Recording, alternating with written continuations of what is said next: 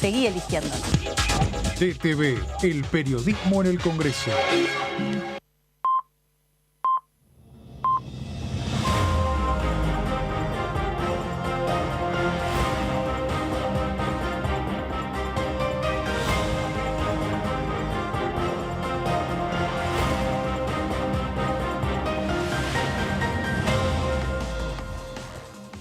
Hola, bienvenidos, ¿cómo les va? Esta es la segunda edición de DTV, estamos en vivo. Vamos a estar contándoles todo lo que dejó la visita del jefe de gabinete y también, por supuesto, la última sesión especial. Hola, ¿cómo les va? ¿Cómo andan, chicos? ¿Cómo va, Meli? ¿Todo bien? Todo en orden. Bueno, ahora nos metemos en los temas de hoy y también, por supuesto, va a venir Luciana Pecker para hablar sobre hoy una ley que está y que necesita una aclaración, que es qué es lo que dice la ley Piazza, qué es lo que se puede y lo que no se puede hacer en términos legales cuando se está frente a la sospecha de una situación de abuso sexual infantil.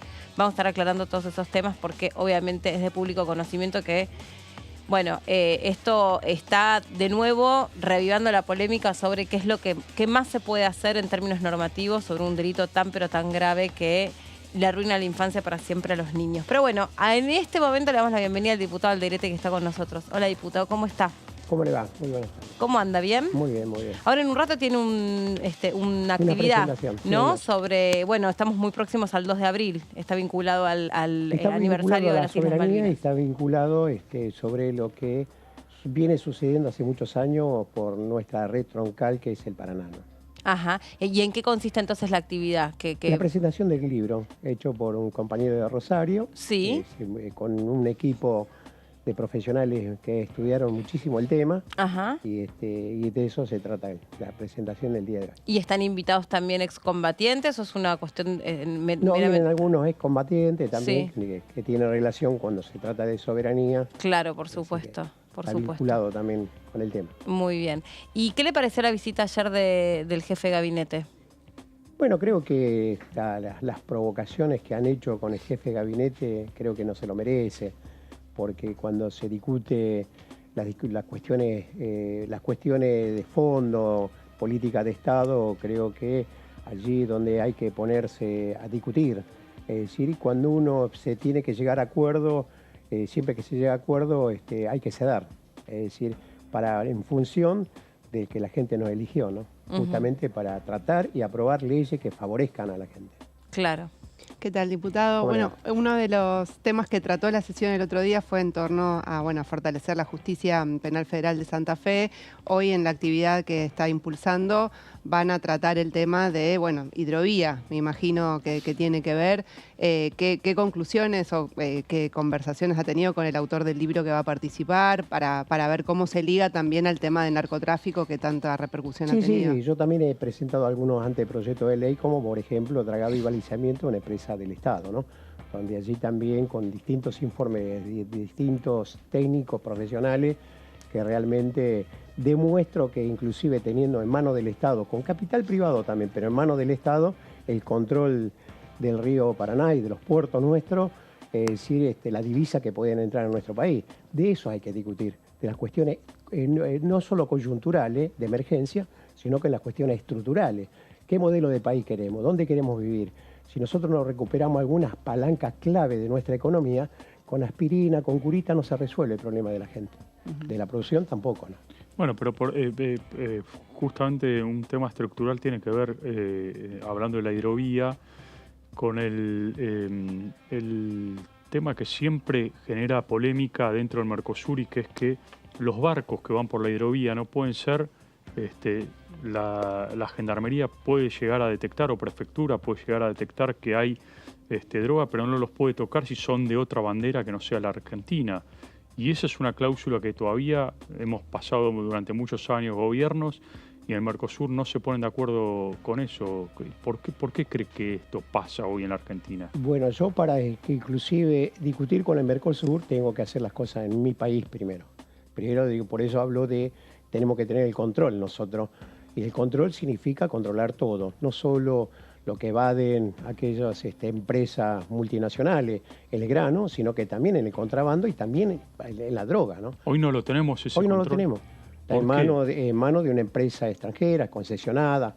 Es decir, hoy se quiere llamar a nueva licitación internacional y sabemos bien que de allí también se derivan puestos de trabajo. Usted está hablando del dragado y balizamiento de la hidrovía. Sí, sí, yo he presentado inclusive este anteproyecto de ley justamente en Paraná, con todos los gremios, distintas organizaciones políticas que también han presenciado. Justo en ese momento el Estado provincial ha contratado a un dragado para hacer un dragado en un puerto inclusive de Cargill, de una empresa multinacional, y un puerto que tiene en control ellos. Se ha pagado 65 millones de pesos y ahí hay un dragado justamente en el puerto de Paraná que con 5 millones se lo Ahora, arregla. pero las obras de dragado, ¿cree que el Estado puede afrontar esto? Porque Puede, son obras puede. que, a ver, no cualquier empresa lo hace, digamos. Siempre nos han hecho creer de que no se puede y realmente hay dragado que hay que invertir para arreglarla, porque Claro, la han bueno. dejado en abandono y en ese abandono se deteriora. Y entonces hay que arreglar. Una de ellas es que justamente se encontraba en el puerto de Paraná y digo, vuelvo a repetir, es decir, el presupuesto que se había pasado de 5 millones de pesos y con 5 millones de pesos, sí, el Estado provincial pagó 65 millones de pesos el contrato de un dragado para hacer una empresa privada, ¿no? Diputado, usted recién habló de los problemas de la gente y bueno, ayer un poco al jefe de gabinete le decían, la oposición estoy diciendo, ¿no?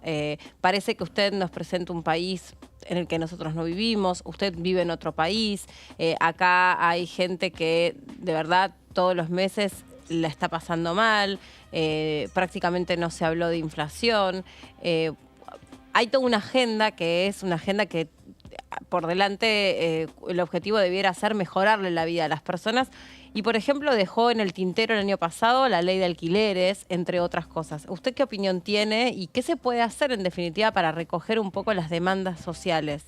No, bueno, yo sigo insistiendo, es decir, la oposición no habla como si nunca hubiesen ellos gobernado. Y han gobernado 4 años y realmente nos han dejado una deuda impagable. Por eso es que soy consecuente, no soy obsecuente, soy consecuente con lo que digo, con lo que hago y vengo haciendo hace muchos años. He sido uno de que ha votado en contra del acuerdo con el Fondo Monetario Internacional, porque sabía lo que eso significaba. Significaba no solo sometimiento, invadir nuestra soberanía, ello, exigir qué política vamos a tener en nuestro país. Y esa deuda, ¿quién la contrajo? El gobierno anterior. Y digo, ¿y por qué no se investiga esa deuda? ¿Dónde fue a parar? No fue a parar a la salud, a la educación, a la producción. Fue a parar para evadir, fue a parar para hacer grandes negocios sin ir a la producción ese dinero. Es decir, yo quiero saber y aquello que se debe realmente, porque también tiene una complicidad el Fondo Monetario Internacional, porque no debería haber prestado, porque no estaba en condiciones nuestro país para recibir tan volumen préstamo, ¿no? ¿Y eso no traería consecuencias, digamos, esa postura de, digamos, no acordar con el Fondo Monetario Internacional? Otra de las cosas que nos han hecho creer siempre. Yo recuerdo aquello porque he sido uno de los protagonistas también luchando, peleando en la calle en el 2001, cuando se decretó el default. Bueno, justamente el default ha permitido negociar en otras condiciones con el fondo, no se ha pagado por algunos años y eso es lo que nos permitió a nosotros también salir en el pozo que estábamos en el 2001, ¿no? Es decir, por lo tanto, es decir, ¿qué país? Si yo no quiero romper con ningún país, pero también tienes que darme las condiciones y dejar que yo también me levante la cabeza para poder pagar una deuda, que las deudas hay que pagarlas, ¿no? Pero también en las deudas ilegales yo no quiero pagar las deudas ilegales, porque si la contrajo otro para su interés personal, su interés privado, ¿por qué la tengo que pagar yo, no? ¿Y cómo evalúa, ya que trajo el tema del fondo, cómo evalúa un nuevo comunicado donde el fondo expresa preocupación también por la moratoria previsional que se votó hace poco acá en el Congreso? Sí, justamente se ha votado esa ley que tanto 800, 900 mil personas esperaban esa ley, esa prórroga para jubilarse y realmente el presidente todavía no la ha firmado, ¿no? O sea que no está en ejecución todavía.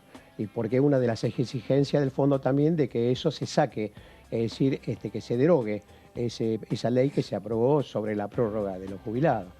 Si yo lo tengo que decir claramente, porque yo no estuve en el frente de todo, no estoy en el frente de todo, no soy como diputado nacional para levantar la mano. Tengo que decir las cosas buenas y las cosas malas que yo entiendo que se vienen haciendo. Por eso cuando hablo yo de recuperar palancas clave de nuestra economía, es decir, ¿por qué no se decreta el litio como recurso estratégico de nuestro país? ¿Y por qué no? Bueno, porque hay falta de voluntad política también. Y falta de voluntad política. Bueno, tiene que haber un acuerdo de las provincias, ¿no? También para eso. Por mandato constitucional. Sí, yo no digo que se saquen las provincias. No, junto con las provincias. porque está demostrado lo que se extrae en Chile, por ejemplo, cuánto le queda a Chile. Nosotros extraemos mucho más que Chile. A Chile le queda 1.000 millones al Estado. A nosotros nos podría quedar entre 10.000 y 12.000 millones. Es decir, recursos que el Estado podría derivar a la producción, podría derivar a las dificultades que va teniendo la gente, ¿no? Diputado, y usted que conoció de cerca los movimientos sociales, las protestas, la calle en sí como escenario de pugna por bueno, lo que le falta a esta sociedad, ¿qué analiza hoy de lo que está sucediendo, todo el debate en virtud de los planes sociales, la escolarización de los chicos, esta cuestión de que por ahí no se ha controlado demasiado bien a quién se le han dado algunas asignaciones? No sé si esto también es un mito, es una realidad, si eso sucede. ¿Cómo funciona eso? Lamentablemente tengo que decirlo, de que muchas veces los funcionarios de nuestro gobierno no nos escuchan, aquellos que ya venimos con bastante experiencia, porque cuando se habla de los programas sociales también hay que hablar de los programas sociales vinculados a la producción. Si no se vincula a la producción, todo es para la tribuna, decir, con los planes vamos al primer empleo, con los planes vamos a ir al trabajo. Si no está vinculado con eso, es aspirina, curita para un momento nada más, ¿no? Hoy no están vinculados a la producción, porque digo, ahora se va a conocer el índice de pobreza, donde supuestamente el INDEC va a dar un poquito más del 36,5%, estaría dando un poco más alto. Digo, ¿estos planes sociales no funcionaron para erradicar la pobreza? Están trabajando en un trabajo inclusive que en muchos casos en municipalidades, en gobernaciones, los que cobran los programas sociales están reemplazando trabajadores públicos, están reemplazando trabajadores municipales, con ese sueldo, en lo cual decimos el propio Estado es el que está precarizando el trabajo, sin ningún tipo de beneficio para ese trabajador informal. Es decir, yo creo que en esto se ha hecho en otro momento, no es que no se ha hecho. Mi propia organización, que es la Corriente Clasista y Combativa, del 2004 al 2015, construyó 7.200 viviendas en 18 provincias. Se insertó la pequeña y mediana obra pública. Hicimos convenios con universidades para la preparación de distintos oficios a través de los programas sociales. Muchos de ellos, cuando la economía nuestra recuperó, la industria empezó a recuperarse también, muchos de esos estudiantes pasaron a trabajar en trabajo formal en esas industrias, ¿no? Sí, bueno, de hecho se habla que al segmento que más le cuesta conseguir su primer empleo es a las jóvenes mujeres que por ahí no han recibido, por una cuestión casi, digamos, cultural, formación en determinados oficios que hoy podrían por ahí serles el puente para conseguir el primer empleo. ¿Qué se le ocurre que se puede hacer en ese sentido? Lo que se hizo antes y mejorar lo que se hizo antes. Nosotros hicimos una de las tantos convenios que hemos firmado un convenio con la UTN en 2004. Por ejemplo, de allí algunos compañeros salieron en la metalúrgica, trafilador o tornero. Esos trafiladores, esos torneros fueron a trabajar a industrias automotrices muy conocidas en nuestro país. Claro, que mayormente son varones. Exactamente, pero también en esto... Que bien se podría capacitar a las mujeres en eso. Hoy teniendo en cuenta de que son muchísimos los jefes de hogar que son mujeres, es decir, también se tiene que tener en cuenta. Hoy los programas sociales le están exigiendo, obligando. Estoy de acuerdo que hay que el que quiera terminar la escolaridad, que lo termine. Terminar de estudiar, que lo termine. Sí, claro. Pero se le impide muchísimo a esa mujer jefa de hogar de que pueda terminar el estudio, porque tiene 4 hijos, tiene 3 hijos, tiene que mandar a la escuela a ver de qué manera. También busca de hacer algún trabajito en alguna casa de familia para llevarse algunos pesos más para que le pueda alcanzar, ¿no? Y, diputado, quería preguntarle cómo es su relación hoy con el Frente de Todos, porque planteó varios cuestionamientos, incluso que los funcionarios no lo escuchan.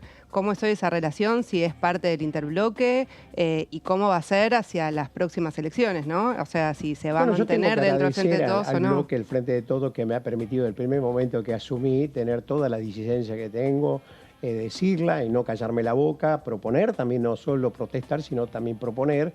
Por lo tanto, yo hablo con todos los sectores de nuestro bloque y con todo me llevo muy bien. Es decir, en esto, entendiendo que buscando políticas que mejore la calidad de vida a la gente, porque la gente nos ha votado en el 2019 con una expectativa tremenda de cambiar su situación de que venía atravesando con los 4 años del gobierno anterior, ¿no? Lamentablemente no se cumplió y hay que revisar seriamente por qué no se cumplió, qué es lo que impidió cumplir, qué cosas buenas hicieron y qué cosas faltan, porque la gente la está pasando mal, ¿no? ¿Y va a seguir integrando este año el Frente de Todos para Yo sigo considerando que eso sigue siendo una herramienta válida para defender los derechos de los trabajadores, del pueblo, el Frente de Todos, porque sabemos muy bien quiénes son los que pueden venir y pueden ganar las elecciones, y ya lo han dicho muy claramente, si gana la oposición actualmente, que en poco tiempo va a hacer lo que no ha hecho en 4 años. Quiere decir reforma laboral, reforma previsional, empresas públicas afuera. Lo dijo muy claramente recientemente el diputado Ritondo, que hay que hacer desaparecer el astillero Río Santiago. Lo dijo Macri en el gobierno anterior, que hay que dinamitar el astillero Río Santiago. Es decir, allí hay que darle posibilidad también a esos obreros del Río Santiago, que ya lo están haciendo, están fabricando barcaza, barco en este momento, ¿no? No, le preguntaba, vinculado con lo que dice Jessica, la pregunta de Jessica, y lo que plantea usted recién al inicio sobre el tema del Fondo Monetario, a raíz de la visita del presidente de la Nación ayer a Estados Unidos, se reunió con Biden y le pidió apoyo a Estados Unidos justamente para negociar con el Fondo Monetario. ¿Cómo ve esta política, esta estrategia del gobierno? No, bueno, yo creo que allí yo voy a seguir insistiendo de que si hay que renegociar, hay que renegociar en otros términos. Tenemos que tener en cuenta la sequía y tenemos en cuenta de que cuánta de divisa no va a entrar en nuestro país, producto de la sequía. Y aparte, si no hubiese sequía, también sería impagable lo que hay que pagar esa deuda que contrajo el gobierno anterior. Digo impagable, ¿cuánto hay que pagar del 2024 al 2026? 62.000 millones de dólares. Es decir, hay que hacer un ajuste tremendo. ¿Quién lo paga el ajuste? Los trabajadores, los obreros. Es decir, no solo que van a perder, que vienen perdiendo con la inflación, sino que la inflación va en Fórmula 1 y realmente los salarios van en bicicleta, ¿no? Es decir, eso, hago esta división porque realmente los trabajadores formales, inclusive que están debajo de la línea de pobreza, es decir, esa clase media que ha caído, digamos, una a la clase pobreza. media empobrecida. Claro. Es decir, en vez de buscar a aquellos trabajadores que pasen a ser clase media, al contrario, los que eran clase media pasaron a ser clase media empobrecida. Ahora, mirando un poco dentro del Frente de Todos, es un año electoral y es un año a donde hay una gran incógnita respecto de quiénes finalmente van a terminar siendo los que compitan por las presidenciales. ¿Qué efecto cree que causó dentro del esquema del Frente de Todos la renuncia a las PASO a la carrera presidencial de Mauricio Macri? ¿Y qué le pareció eso? Concreto, cuando uno busca y ve que no hay consenso, no hay número que lleguen, uno tiene que bajarse. Es lo más obvio que puede haber. Es decir, están dentro de una coalición, ¿no? Eso es lo que yo entendí, que los números no le daban al expresidente Macri que se presente como candidato. ¿Lo sorprendió la decisión? No, para nada, porque sé que los números iban muy por debajo de lo que intención de voto que debería tener un candidato a presidente con la posibilidad de llegar, ¿no? Y respecto de las explicaciones que él dio, ese discurso que dio, cuando dijo, por ejemplo, que había que pensar en un esquema que no sea personalista, que nadie sea la marioneta de nadie. ¿Cree que se refería a alguien en particular? ¿Cree que es una mirada, digamos, de un expresidente de la Nación hablando desde su espacio político, chicaneando un poco? ¿Qué lectura hace sobre concretamente lo que dijo? Puede ser también que lo haga internamente para tener cierto poder en las confesiones de la lista, en los candidatos. Es decir, porque de lo contrario, si no tiene eso, pierde realmente, pasa a secundarizarse la figura de él, ¿no? Sí. Entiendo desde afuera, ¿no? Y un hombre que viene como usted de los movimientos sociales, de rodearse del trabajador, del laburante, de la persona que en general la pelea todos los días, ¿qué explicación le encuentra usted a que hayan crecido figuras como la de Javier Milei? Bueno, justamente porque la política que tenía que solucionar el problema de la gente no le solucionó. Y entonces allí ese discurso antipolítica, anti todo, es decir, bueno, si el discurso, porque es un discurso, pues si no, ¿cómo es el diputado nacional hoy, Milei? Es decir, y tiene también un rasgo de fascistoide, es decir, porque también así comenzó el partido político que se adueñó Hitler en Alemania, ¿no? Ahora, discúlpeme que lo interrumpa con eso, ¿no? Hoy el presidente también los comparó Milei con Hitler y la verdad que conociendo la historia de lo que fue el nazismo, A mi modo de ver, ya esto es una opinión personal, es banalizar demasiado lo que fue el nazismo y el horror del Holocausto. Me parece que comparar a Milei, yo no tengo ninguna afinidad, por supuesto, con Milei, pero me parece que es banalizar lo que ocurrió, que fue gravísimo, fue horroroso lo que fue el Holocausto, y me parece que sería banalizar demasiado una figura mínima como Milei, digamos. ¿No le parece a usted? Bueno, sí, quizás tenga razón usted en eso. Capaz que nosotros en el fragor de decir lo que propone Milei, inclusive, porque uno se da cuenta de lo que propone Milei, que no tiene nada que ver con lo nacional, no tiene nada que ver con lo popular. Es decir, ¿está de acuerdo? ¿Quién está de acuerdo? Debe ser una parte de la sociedad que está de acuerdo que él viene proponiendo de armarse. ¿Para qué armarse? ¿Para defenderse de qué? No, por supuesto, puede haber quienes sigan a Milei, que estén de acuerdo con Milei, lo que sea, pero digo, de ahí a compararlo con Hitler, me parece que es, por lo menos mínimamente, una falta de respeto a quienes sufrieron el Holocausto, quienes murieron, quienes tienen familiares. Bueno, yo no lo comparé con Hitler. No, el presidente de la Nación, digo. Algo, porque yo dije un similar fascista, a lo que hizo el partido en Alemania, Hitler, ¿no? No, lo digo por lo que dijo el presidente. No sé si usted coincide con él, por eso digo. No, yo pienso de que Milei tiene idea casi fascistoide. Es decir, no es que lo estoy comparando con Hitler. Claro. Gracias por haber venido, diputado. No, al contrario, muy amable. ¿A la actividad qué hora es entonces? A las 3 de la tarde. A las 3 de la tarde en el anfiteatro. Perfecto, muy bien. Lo vamos a estar acompañando ahí entonces. Gracias. Bueno, muchísimas gracias. Muy amable. Bueno, porque claro, también nos acercamos a un nuevo aniversario de la Guerra de Malvinas, el 2 de abril. Entonces, bueno, esta actividad que anunciaba recién el diputado Alderete. Y, Martín, ¿con qué te quedas de lo que fue ayer la exposición del jefe de gabinete? Bueno, fueron casi 8 horas de exposición del jefe de gabinete. Ahí lo vemos en las imágenes, Agustín Rossi. Ahí vemos donde expuso ante su primera exposición, aparte, la Cámara de Diputados, en el informe del jefe de gabinete, que tiene que venir, obviamente, todos los meses intercalado con la Cámara de Senadores. Sí.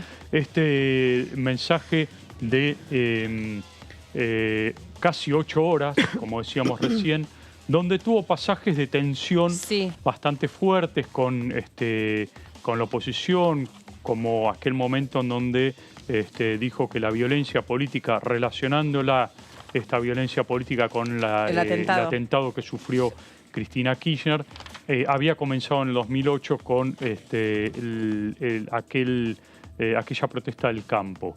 Ahí generó un debate muy fuerte con la oposición. Bueno, hubo pasajes, obviamente... Cuando él entonces también era ministro, ¿no? En ese entonces, sí, claro. ¿De defensa era? Era ministro de Defensa, exactamente. Sí. Bueno, Rossi habló, obviamente, de todos los logros que tuvo el gobierno de Alberto Fernández en los últimos tiempos. Habló de la política de derechos humanos que lleva adelante el gobierno nacional. Habló, por supuesto, del atentado de Cristina, que sufrió Cristina Fernández de Kirchner. Y bueno, hizo también mención a todo un programa de gobierno que tiene que ver justamente con la economía y una defensa muy fuerte de la renegociación de la deuda con el fondo. Jessy, vos tenés información, ¿no? Resumida en placas sobre lo que fue esta exposición de 8 horas del ministro y las preguntas que le hicieron. Sí, algunas de ellas, me imagino, porque si no nos va a tomar un mes. Sí, vamos a repasar un poco el discurso del inicio del jefe de gabinete. Después, bueno, como decía Martín, la segunda mitad estuvo más cruzada por los debates con Juntos por el Cambio a raíz de las preguntas, ¿no?, que hicieron más en torno a la inflación, a los distintos datos económicos, que, bueno, ahí se armó un contrapunto interesante. Rossi, recordemos, asumió el 15 de febrero de este año como jefe de gabinete luego de la renuncia de Juan Mansur, que, bueno, y brindó en el día de ayer el informe número 135. Por escrito también respondió 1.672 preguntas en más de 1.700 páginas de las preguntas que hacen los diputados y diputadas de los distintos bloques, que llegó el día que estábamos en la sesión especial, llegó ese día tarde, así que bueno, algunos diputados incluso se quejaron de que hubo poco tiempo también para ver cuáles eran las respuestas, ¿no?, del jefe de gabinete, por lo menos las que fueron por escrito.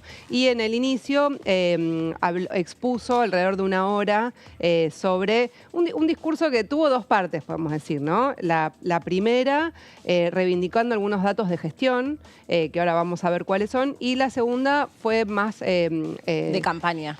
Más política y para polemizar un poco con Juntos por el Cambio, que se hizo eco también. Ahora, la dinámica, ¿no?, mediante la cual está inserta la exposición del jefe de gabinete, como todos, es poco operativa. Porque en definitiva le mandan preguntas, las responden en un informe que llega en el medio de una sesión, se sienta, escucha por ahí un bloque de 10 preguntas juntas y... O sea, te perdiste cuando empezó a responder, y espera, ¿no? Como... Y yo creo que tiene un poco que ver con que vienen poco los jefes, han venido poco los jefes de gabinete, se supone, como decía Martín, deberían alternarse todos los meses entre las dos cámaras. Es lo que el mandato constitucional, claro, ¿no? Por eso. Y eso no sucedió en esos tiempos, entonces cada vez que viene es un choclo de preguntas. No, pero por eso también se dan como más... A ver, en el momento en el que estábamos nosotros acá... haciendo como el backup, porque incluso en un momento obviamente se fue a almorzar, entonces hubo cuarto intermedio. Este pobre hombre también es un ser humano y tenía que ir a comer, y de hecho Cacá se lo dijo con amabilidad. Nosotros sí tuvimos tiempo de ir a comer, y ahí Rosy está sentado hace un buen rato sin poder comer bocado. Tampoco iba a andar respondiendo mientras cortaba la carne, obvio.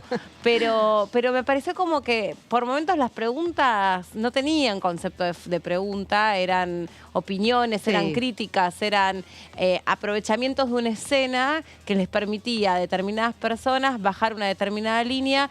Del otro lado, la cara número 4 que pone Rosy, ¿no? Pero esto me parece que tiene que ver con el mecanismo que hay, ¿no? Sí, eso es lo que digo, el mecanismo. Que en más de una oportunidad se quiso modificar, quisieron... Que sería bueno que se modifique. Flexibilizarlo un poco. Se generó este mecanismo donde el jefe de gabinete recibe las preguntas por anticipado de los legisladores, después las entrega por escrito, estos informes de más de 3.000 páginas, que para nosotros los periodistas, vale decirlo, es oro en polvo. Yo estoy leyendo el informe y saco muchísimas cosas porque hay mucha información ahí. Y está re bueno que también nos haya llegado a nosotros, Jessica ahí lo está poniendo en las placas, 1.672 preguntas que le hicieron y responden ese informe. Hay mucha data, mucha información. Hay que tener paciencia y tranquilidad, pero bueno, es un mecanismo bastante engorroso. Habría que ver de buscarle la vuelta para que sea un poco más flexible, más atractivo. Que haya un reglamento específico. Me parece que no hay un ordenamiento, ¿no? En todo eso, porque dice, por ejemplo, para que la gente sepa, nosotros también recibimos esos informes que son un choclazo que te lleva un montón de tiempo. Dice, pregunta número 1. Agarro una al azar, Aportes al Tesoro Nacional. Informe si el gobierno de la provincia de San Luis solicitó aportes al Tesoro Nacional en el año de 2022. En su caso, ¿por qué motivo, destino? Y si se configuran las situaciones excepcionales previstas por el artículo tal. Hay, Meli, muchos, los diputados, que son por ahí monobloques de distintas provincias, hacen preguntas quizás muy puntuales con respecto a obras específicas de su provincia. Pero entonces el ministro pega la respuesta. El Ministerio de Interior informa aportes del Tesoro Nacional transferidos a la provincia de San Luis, insertan un cuadrito donde dice gobierno provincial, concepto emergencia, monto 226 millones de pesos, resolución 74, fecha tanto, pago tanto. Listo, respondido. Pim. Claro. A ver... no digo que esté ni bien ni mal, estoy contando la mecánica. A ver, el jefe de gabinete le pide a cada ministerio que responda las preguntas que le llegan, ¿no? Ese es un poco el trabajo que hace Jefatura de Gabinete, y esto es lo que hace. Ahora, ni siquiera en los informes, cuando uno lee lo que acaba de leer Meli, en los informes está ordenado por eje temático. Ese es el problema también, que es un problema...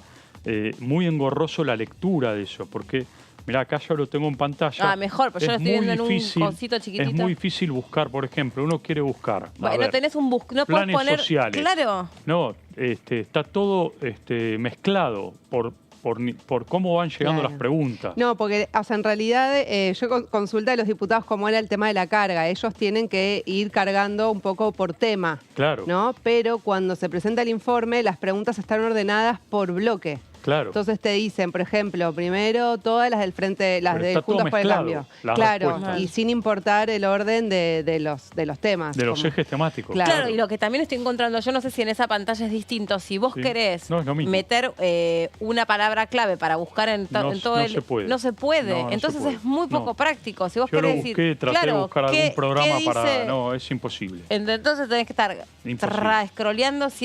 ¿Cuántas páginas tiene esto? 1735 páginas. No, 1700 preguntas. No. Sí, el PDF también más de 1700 páginas. Sí, yo lo tengo acá, dice el PDF es 1735 páginas. A ver, yo no digo por esto que estén mal hechas, que se desaprovecha la oportunidad, que no es una crítica, es como, me pareció como... Nosotros que laburamos de preguntar y lo que queremos son respuestas para de última sobre eso escribir, comentar, yo qué sé, hacer una columna de opinión. No, y que es información pública y estaría bueno que sí, se simplifique incluso a cualquier lector que quiera acceder. Tiene que entrar también incluso en otro tipo de software para que vos puedas buscar de la manera más clara la respuesta. No, es imposible, Meli. Mirá que yo le busqué la vuelta también y no se puede. Incluso más accesible, a ver, para el ciudadano común, para las ONG, para los que trabajan en diferentes temas, que sea más accesible. Mirá, yo pongo palabra clave, no sé. Es imposible buscar, por ejemplo, no sé, vacunas. Vos buscás vacunas y ahí está desperdigado por diferentes páginas las respuestas sobre vacunas. Sí, de última debiera tener, aunque sea, vamos a recomendarles, ¿viste? Nadie le pidió opinión. De última pongamos, no sé, capítulos. No es tan capítulos que diga violencia, planes sociales, economía, no sé, algo más. Cualquiera que trabaje en informática esto o periodismo de datos. Solucionar en 2 minutos. No podés extraer casi, bueno, Jessy pobre estuvo buceando el informe largo y tendido. Me falta todavía. Estoy como Martín, vamos de a poco leyendo. El fin de semana también ahí vamos a buscar algunos datos.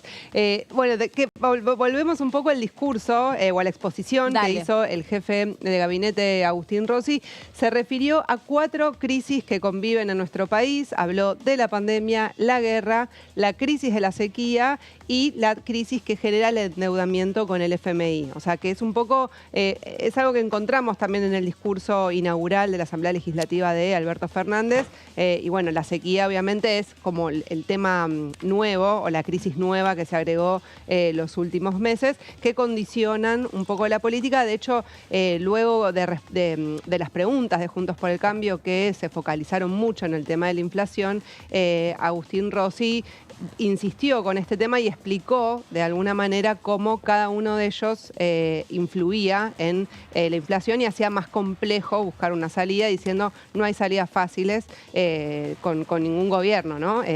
Por estas 4 crisis que conviven. Destacó, o sea, lo que destacó al inicio de datos de gestión fueron focalizados en la inversión extranjera directa, que habló que fueron 15.000 millones de dólares durante el año pasado, el crecimiento económico que cerró en 5,4%.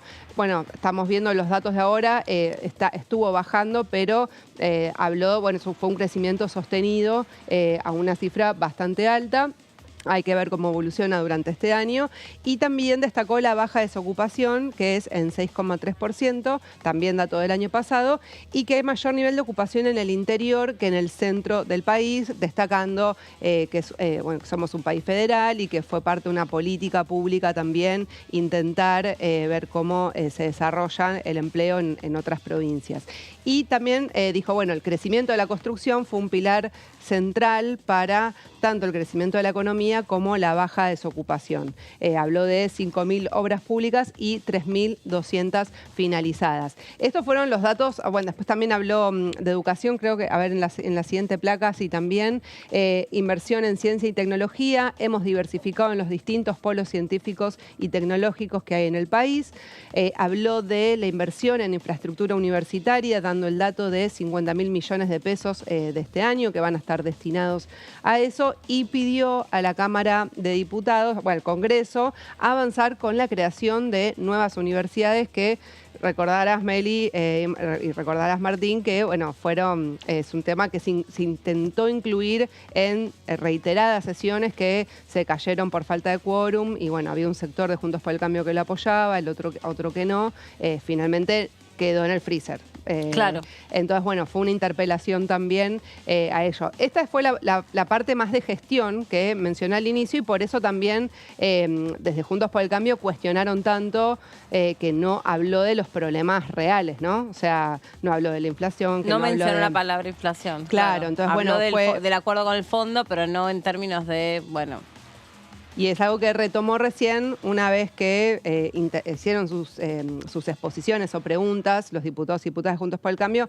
Cuando le tocó responder, ahí fue cuando el jefe de gabinete retomó ese tema y habló de una manera más crítica, ¿no? Acá fue como que al principio habló de los datos buenos que tenía para mostrar, y después, para responderle a la oposición, marcó los nudos críticos de la economía. Habló del Fondo de Garantía de Sustentabilidad, el canje de bonos, que es la última medida que generó tanta polémica también del ministro Sergio Massa. Explicó cómo se iba a desarrollar, retomó el tema de la inflación, entre otros puntos. Vamos a ver la siguiente placa, porque después el discurso fue más hacia la polémica. Con Juntos por el Cambio. Uno de esos ejes fue el tema empresas públicas. Bueno, se cayó. Lo que recordó... Un apagón. Ahí está. Falleció la tele. Somos defensores de las empresas estatales en la Argentina, brindan más y mejor calidad de servicio que cuando están en manos privadas, y habló de dos casos emblemáticos. Uno fue YPF y insistió en un argumento que hemos escuchado ya desde el oficialismo, que no estaríamos hablando de vaca muerta si no hubiésemos recuperado una empresa pública como YPF en manos del Estado. Este fue uno de los ejemplos. El otro, que siempre también genera muchas polémicas con Juntos por el Cambio, fue Aerolíneas Argentinas. Pasamos a la siguiente placa para ver qué dijo alrededor de Aerolíneas Argentinas. Hay que discutir si quieren o no tener aerolínea de bandera y qué proponen. Fue hablándole a Juntos por el Cambio. Explicó que si se pasa una política de cielos abiertos, las empresas privadas van a concentrarse en unos pocos destinos y van a terminar pidiendo subsidios para que los destinos que no son rentables puedan llegar los aviones. Entonces hizo esa explicación, dijo, bueno, nosotros defendemos una aerolínea de bandera que aunque haya destinos que no sean rentables, los aviones lleguen a todas partes. Y explicó esa contradicción de alguna manera que desde su visión tiene Juntos por el Cambio, que si pide que se vaya a una de cielos abiertos, los subsidios que da el Estado van a terminar estando igual, pero para privadas, claro, que van a pedir ese subsidio para llegar a todo el país. Para resolverles un problema de negocio. Con respecto a Aerolíneas Argentinas, Jessy, hay en el informe que envió por escrito un detalle bastante profundo de lo que es hoy Aerolíneas Argentinas en cuanto a números, el balance, la cantidad de aeronaves. Bueno, bastante interesante para el que le interese el tema, profundizar en el informe de Jefatura de Gabinete. Bien, por escrito, ¿no? Sí, totalmente. Y vamos a la siguiente placa, que creo que es la última. Bueno, un poco lo decía Martín, el otro eje de polémica fue alrededor de derechos humanos y 40 años de democracia, que se van a conmemorar en diciembre de este año, pero todo el año seguramente haya distintas actividades, incluso en esta Cámara. Reivindicamos fuertemente nuestra política de derechos humanos, es un orgullo, y refiriéndose a algunos dichos, sin nombrarlo, del expresidente Mauricio Macri, Schiavelli dijo, los derechos humanos no son un curro, en todo caso es lo que no quieren reconocer los 30.000 detenidos desaparecidos, es porque no se animan a condenar el golpe de Estado del 76. Bueno, y esto último, Jessy, gracias, también tiene que ver con lo último que sucedió en la Comisión de Juicio Político, donde se cuestionó la decisión que tomaron algunos integrantes de la Corte Suprema, no todos, porque fue un fallo dividido, de beneficiar en este sentido las condenas. Bueno, la condena, pero eso se tomó como jurisprudencia para el resto de aquellos que estaban acusados de haber cometido delitos de lesa humanidad, y se les pudo aplicar el 2x1 en un contexto donde también escuchamos testimonios realmente muy dolorosos, muy fuertes, muy dramáticos, y después, bueno, medio como que se vio suspendido todo ese clima. Y que también se cuestionó por parte de la oposición, ¿no? De Juntos por el Cambio, que de alguna manera haya habido, dice Juntos por el Cambio, una utilización del dolor en virtud de el cuestionamiento de un fallo que tomó la Corte Suprema favoreciendo a un torturador, ¿no? Sí, exacto. ¿Y cuándo se vuelve a reunir la Comisión de Juicio Político? No tiene fecha todavía, porque la semana que viene es corta. No hay agenda por ahora. Claro. Hay que ver si finalmente verdad, la convocan el martes, pero bueno, hay que ver si los diputados consiguen pasaje, todo por esto del fin de semana largo. Totalmente, Hasta ahora no hay agenda de comisiones ni nada en lo inmediato, digamos. Claro, que sería para lunes, martes o miércoles, pero el lunes en general... Se está mencionando una sesión especial para la primera semana de abril. 19, ¿no? creo que. Perdón, sí, la segunda semana 19 de abril. Claro. Sí. Con algunos temas que están tratando de consensuar. Bueno, le damos la bienvenida a Lu Pecker porque vamos a hablar de un tema que desde un punto de vista absolutamente doloroso y terrible, que es la denuncia de una de las tantas personas que resultaron víctimas de una red de trata de personas, de pedofilia, de abuso sexual, de corrupción de menores.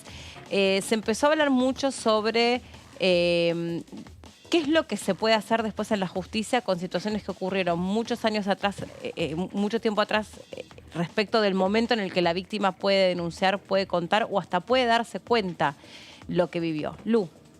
¿Cómo estás? ¿Cómo va? Meli.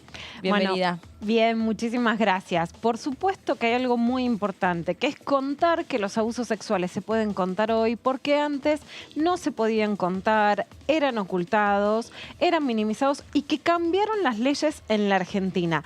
A partir de las declaraciones públicas de Lucas Benvenuto, que en este sentido sí me parece muy importante que cuando alguien cuenta un abuso sexual, no se trata solo de qué pena o de qué medida social, de qué sanción se va a tomar, sino de proteger a las víctimas, ¿no? Lo primero que quiero decir es que hay que garantizar que haya atención en salud mental para las víctimas de abuso sexual y especialmente para quienes denuncian en la justicia y mediáticamente, porque realmente son situaciones de mucha vulnerabilidad. Meli, vos hacías referencia a que él fue una de las víctimas de la banda de Jorge Corsi, lo habíamos mencionado, es un psicólogo que fue la primera autoridad en violencia familiar en la Facultad de Psicología, o sea que es uno de los casos más perversos que tenemos en Argentina, alguien que hablaba en contra de la violencia familiar y que fue abusador, pero que además formaba parte de una banda donde Lucas denunció y ahí se llega a una condena. Después él hace una denuncia contra el conductor que es conocido como Jay Mamón y la justicia considera que esa causa está prescripta, o sea que ya le había vencido el tiempo para denunciar. Y acá hay un cambio de leyes de lo que se está hablando mucho en estos días, especialmente porque se habla mucho y se conoce mucho la ley que se conoce como la ley Piazza o el cambio de la ley Piazza, porque Roberto Piazza, el diseñador, fue abusado y por su propio hermano. Exactamente. Y él genera una modificación que después se conoce como la ley Piazza, que la prescripción empieza a correr a partir de los 18 años. Al margen, vamos a aclarar que en estos días Piazza tuvo dichos mediáticos que, claro, es un impacto, porque al ser alguien que modifica las leyes en la Argentina, dijo una frase especialmente que bueno, puede ser una calentura, una relación con un menor, y eso no es admitible para la ley argentina. Si te gustó el durazno, bancate la pelusa. No es que si alguien denuncia tiene que soportar después una carga de dolor o de revictimización, ¿no? Bueno, pero al margencial de la ley Piazza y no de la modificación del 2015 que fue sustancial, ¿no? En esta un poco ensalada mediática que se hace con temas tan pero tan serios. Entonces queremos contar qué pasó con las leyes que sí fueron cambiando los tiempos de la prescripción. Bueno, en principio, este título que es respetar los tiempos de las víctimas no es un título que no es una expresión de deseos, es como se llama la ley que rige hoy en la Argentina, que es de respeto de los tiempos de las víctimas. Fíjate, Meli, que vimos tantas cosas en estos días, tantos videos, tantas noticias, tantos comentarios y no se habla de esto. La ley de respeto a los tiempos de las víctimas, que es la ley 27.206, fue sancionada en el 2015. Ahí también quiero hacer un punto. ¿Por qué? Porque muchas veces se dice que hay cambios sociales como si hubieran llovido, como si hubieran nacido de la nada. Claro. O muchas veces incluso se dice, bueno, ¿y dónde están las feministas? O las feministas están en contra de los varones.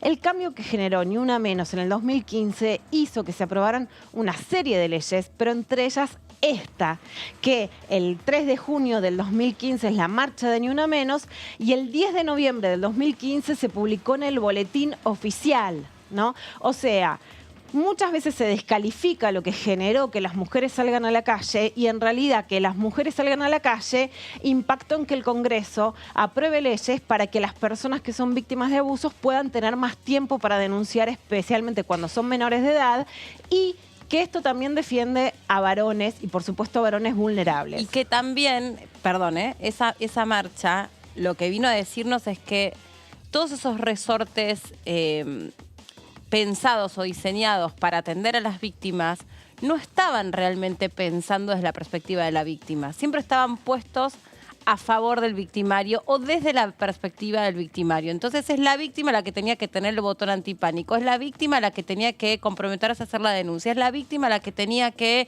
contarle a alguien lo que estaba viviendo, es la víctima la que tiene que ocuparse de reunir pruebas, cuando lo que más reclamaban esas mujeres en la calle es un minuto, o sea, ¿no se dan cuenta que nosotros lo que menos tenemos es tiempo, es claridad, lo que menos tenemos es la oportunidad de hablar? O sea, tiene que estar pensado al revés, porque es una violencia que es completamente distinta a otras. Exactamente, Meli.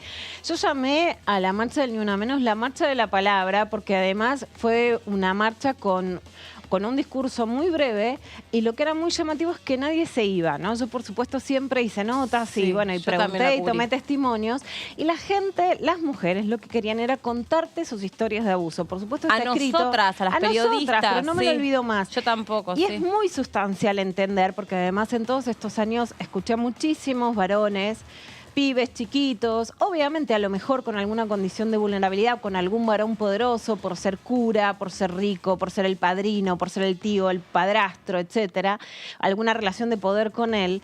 Cómo abrir la palabra para las mujeres la abrió también para los varones que tenían situaciones de vulnerabilidad, como en este caso Lucas Benvenuto. Esta ley, Meli, se publica entonces en noviembre de 2015 en el boletín oficial y modifica el plazo de prescripción de delitos contra la integridad sexual como una de las respuestas a las demandas feministas para frenar la violencia sexual y para escuchar a las víctimas, ¿no? Es muy importante entender el contexto en el que se aprueba y cómo ampliar la escucha, la amplía también para los varones. ¿Qué dice esta ley de respeto al tiempo de las víctimas? La autora de la iniciativa fue Sigrid Kunnat, ex senadora nacional del 2013 al 2019, actualmente es titular del Observatorio de Géneros y Derechos Humanos del Senado de Entre Ríos. Un comentario al margen, ¿no? Muchas veces dijimos que las diputadas que cambiaron la historia, por ejemplo, las que consiguieron el cupo, fueron condenadas a no volver a ser diputadas. Fíjate cómo se habla y se habla de la ley Piazza y nadie nombra a la persona que en el 2015 cambia la ley de los tiempos respetados. Ingrid Kunat es un nombre que no hemos escuchado en estos días y que, bueno, está ahora en el Senado de Entre Ríos, pero en un lugar colateral. La ley modificó el Código Penal en el artículo 67, que establece que en los delitos previstos en los artículos 119, 120, 125, 125 bis, 128, 129, en fin, 130, párrafo segundo y tercero, 145 bis y 145 tercero del Código Penal, se suspende la prescripción mientras la víctima sea menor de edad. Traducido. Sí. Antes, la prescripción empezaba a correr y no importaba nada. Cuando había sucedido el delito, había empezado a correr la prescripción del mismo. Exactamente. Entonces, en la mayoría de los casos, si vos después querías denunciar, te decían, olvídate, está prescripto. A partir de la ley Piazza, la prescripción, en general de 12 años, empieza, en general digo porque depende qué pena se prevé que tendría el delito cometido, que no es igual en todos los casos. Y también depende la duración de esa situación de abuso, porque no es desde que empieza el abuso, también puede empezar a correr.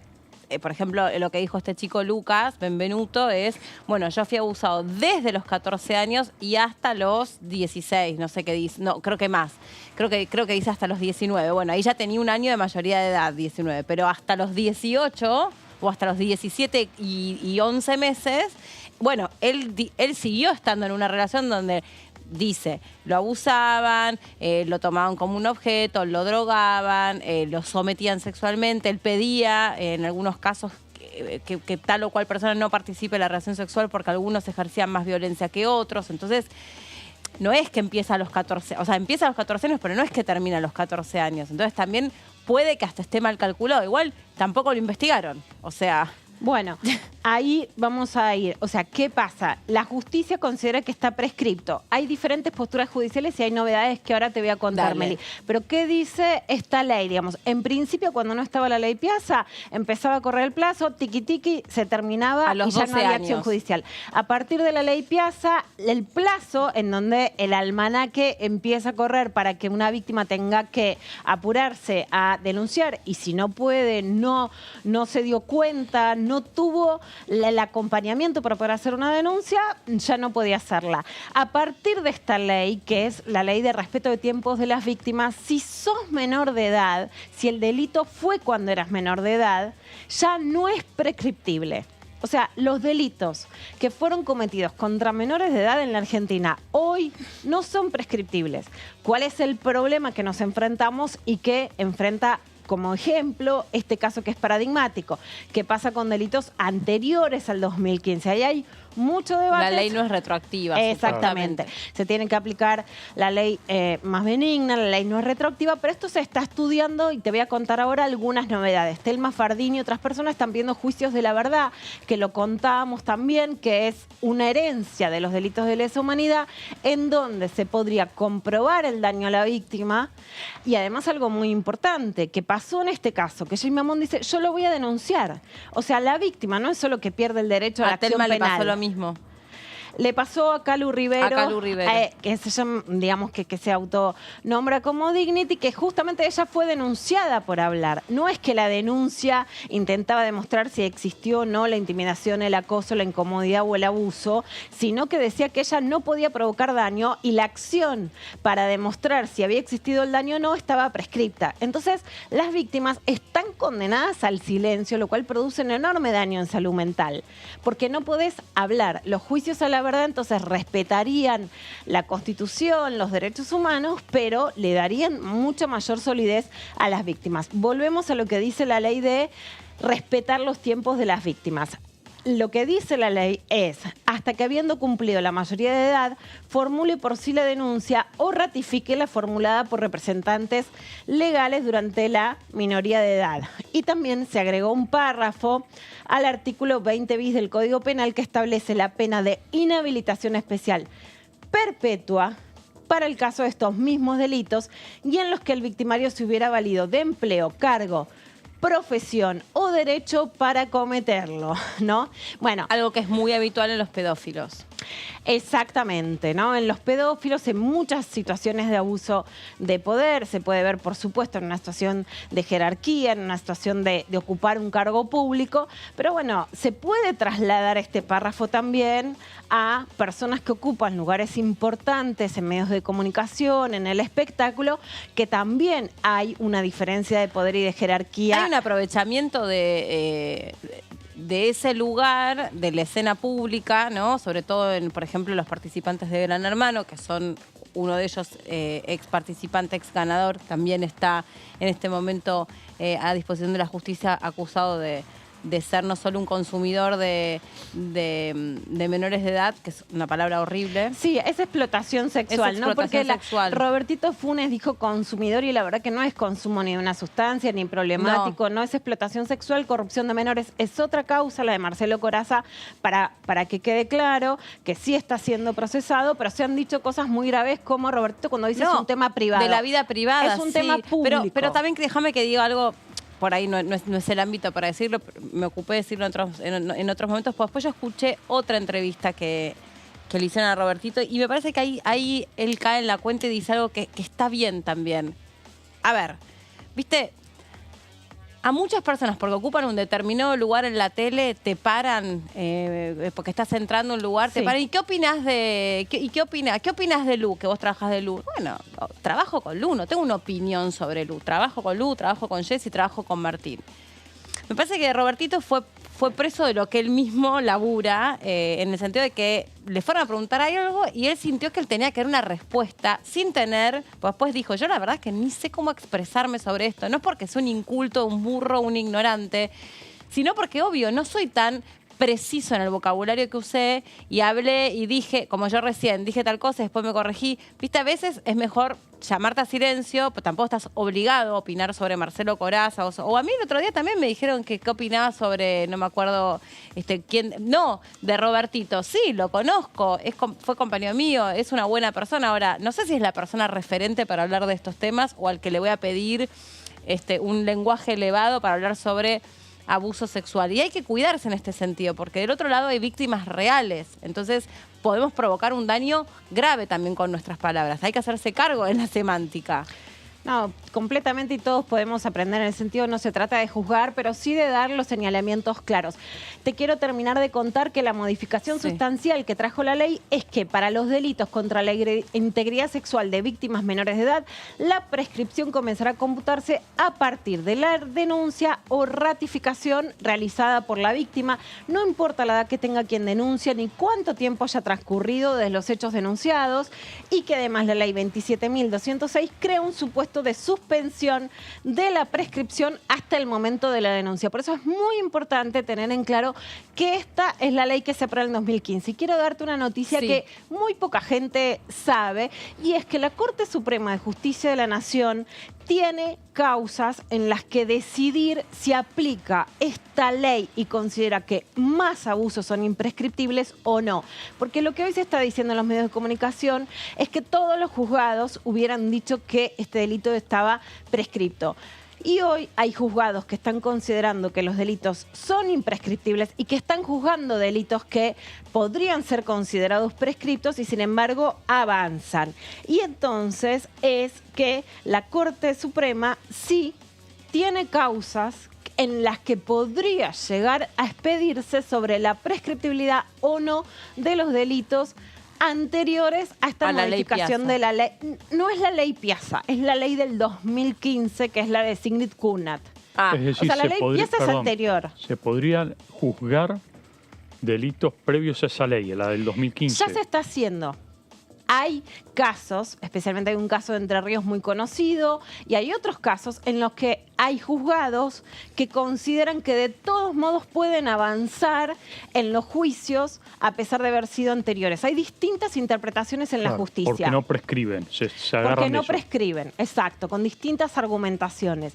Y sí, se espera que la Corte se expida. No, estoy pensando, ¿no? Yo lo mismo, en su momento el mismo debate se tomó para casos de intentos de femicidio, cuando obviamente la mujer no había sido asesinada, ¿no? Entonces, si vos miras para atrás, en su momento lo de María Marta García Belsunce fue claramente un femicidio, pero no se lo pudo juzgar como tal, claro, porque no existía esa figura.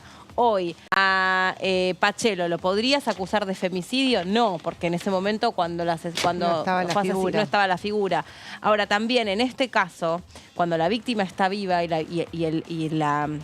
el daño que se le produce a la víctima es tan grave y justamente tiene que ver con un aprovechamiento de la edad, creo que es totalmente equiparable a un delito de lesa humanidad, porque vos ahí tenés una víctima que claramente, Meli, si el caso de Lucas Benvenuto fue abusado primero por su propio padrastro a los 4 años, o sea, tenés una víctima totalmente abandonada, la mamá con problema de consumo problemático, el padrastro un abusador, o sea, no, pobrecito, no le cabía otro destino que ahí le quiero decir una cosa porque hay argumentación de Fernando Burlando en los medios hoy, no en la que refiere como es una pobre criatura, en donde a veces haber sufrido daños anteriores, por supuesto que generan una vulnerabilidad en la persona, pero muchas veces los argumentos de los abogados defensores de quienes son acusados es que la denuncia no es válida porque sufrió traumas anteriores.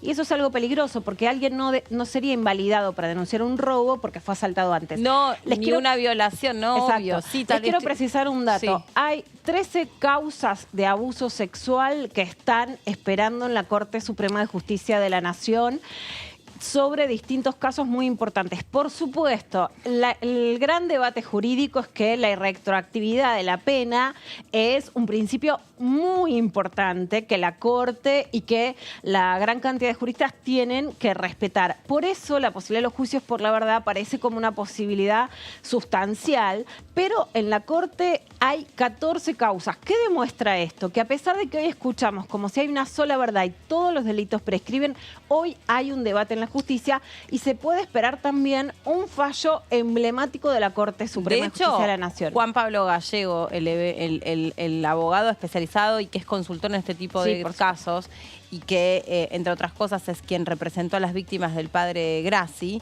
desde el primer momento dijo, es absolutamente opinable y cuestionable que esto esté prescripto. Aquí por lo pronto se tendrá que haber, ya hubo algo que está mal llevado a cabo porque por lo pronto se debería haber investigado y después haber resuelto qué hacer. La diferencia en este caso es más puntual, que es lo que dice el abogado histórico de Lucas, es que se podría haber tomado como que la pena era más alta y entonces en ese caso podría no haberse considerado prescripto por los plazos legales, digamos, claro, no por la retroactividad, que es otro pero en debate. este caso, digo, el argumento en sí tendría que sujetarse, digo, a los tratados internacionales que la Constitución Nacional suscribió y que está incorporada y que ha incorporado en 1994 y que tiene que ver justamente con la protección de los derechos de los niños. Exactamente. Razón por la cual, digo, tiene razón de ser de que no prescriban los derechos de los niños. Por eso, en este caso, a partir del 2015, basado en la protección de los derechos de la infancia, los delitos ya no prescriben. ¿Qué pasa con delitos anteriores?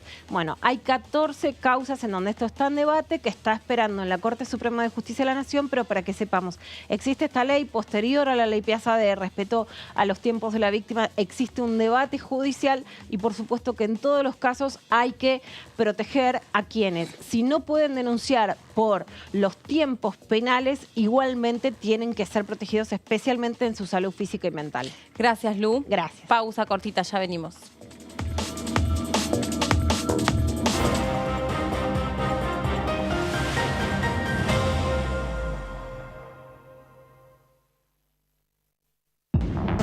¿Cómo le va? Esto es el análisis por aquí por DTV. Hoy la condición es más favorable para el que alquila, está bien, queremos igualarla y que sea tan favorable para el que alquila como es favorable, o sea, mejor dicho, que sea tan favorable para los que tienen un crédito hipotecario hoy como lo es para los que alquilan. Y me parece que esas 4 reformas, muchas de ellas van a tener consenso y hacia ahí puede haber una idea de mejorar el sistema sin romperlo, sin alterar contratos, sin generar algo que sea pan para hoy, hambre para mañana. Lo que pasa en Rosario no es solo accionar de estructura delictiva compleja dedicada exclusivamente al narcotráfico. Hay un montón de otras actividades que de alguna manera hacen a este crecimiento de la violencia urbana que se expresa fundamentalmente del crecimiento de la tasa de homicidio que a partir del 2009, 2010, 2011 se dispara. DTV, el análisis, de lunes a viernes.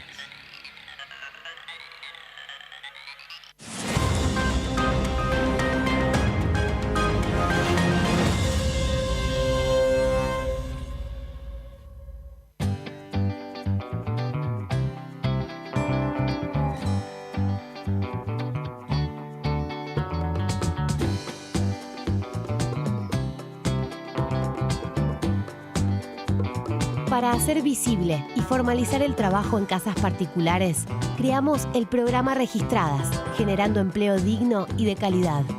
Inscribiendo a una trabajadora de casas particulares, formalizás un puesto de trabajo y asegurás que acceda a todos sus derechos. A través del programa Registradas, durante los primeros 6 meses, el Estado cubre el 50% del sueldo de las nuevas trabajadoras. Una herramienta para visibilizar, formalizar y reconocer el trabajo del personal de casas particulares. Argentina Presidencia.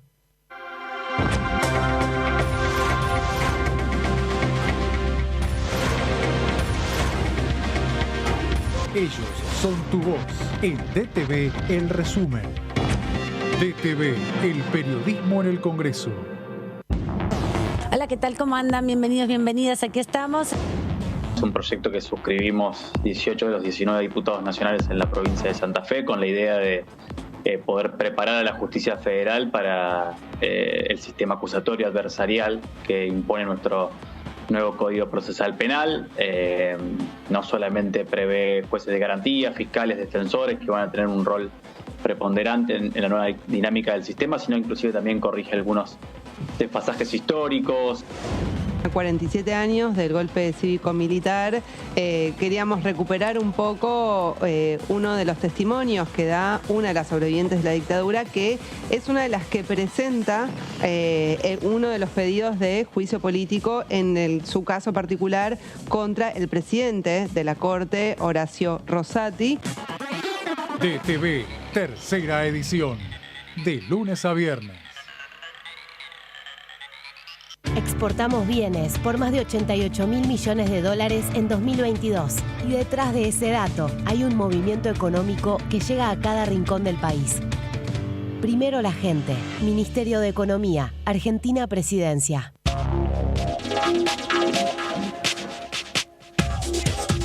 DTV es información, es diálogo, es análisis. DTV es federalismo, libertad de expresión, pluralidad de voces. DTV es todo lo que un país en democracia tiene que ser. DTV es tu voz en el Congreso. Este 2023, seguí eligiéndonos. DTV, el periodismo en el Congreso. Hola, hola, ¿cómo les va? Bienvenidos a una nueva edición de Ecoagenda. Antes de que aparezca un incendio, el Servicio Nacional, el Ministerio de Ambiente, está presente.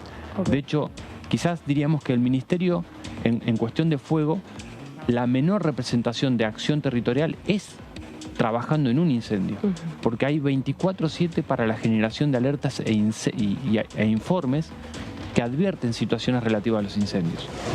La ley de pases en realidad lo que está haciendo es generalizar de qué manera nosotros vamos a regular el uso de los envases y más que el uso, todo su proceso de gestión, desde el momento en que se diseñan los envases hasta el momento que el consumidor deja de utilizarlos. Es una ley muy importante que necesita la Argentina. Ecoagenda, jueves 23 horas.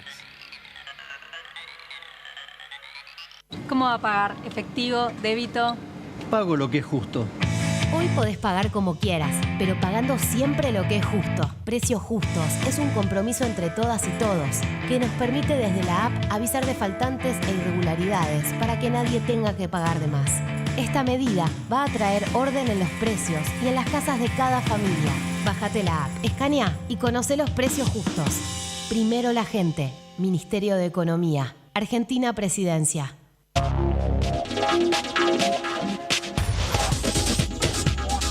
DTV Entrevistas, viernes 23 horas.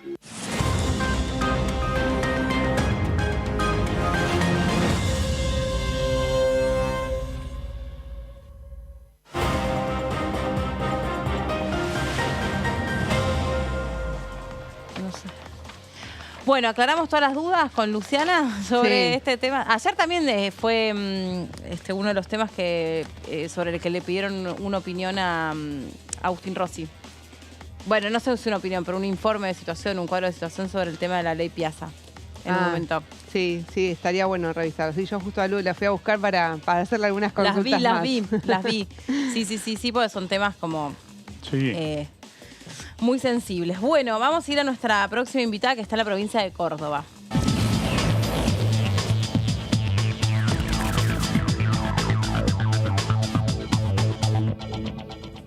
Esta diputada Carrizo. Hola, diputada, ¿cómo le va? Bienvenida, buenas tardes.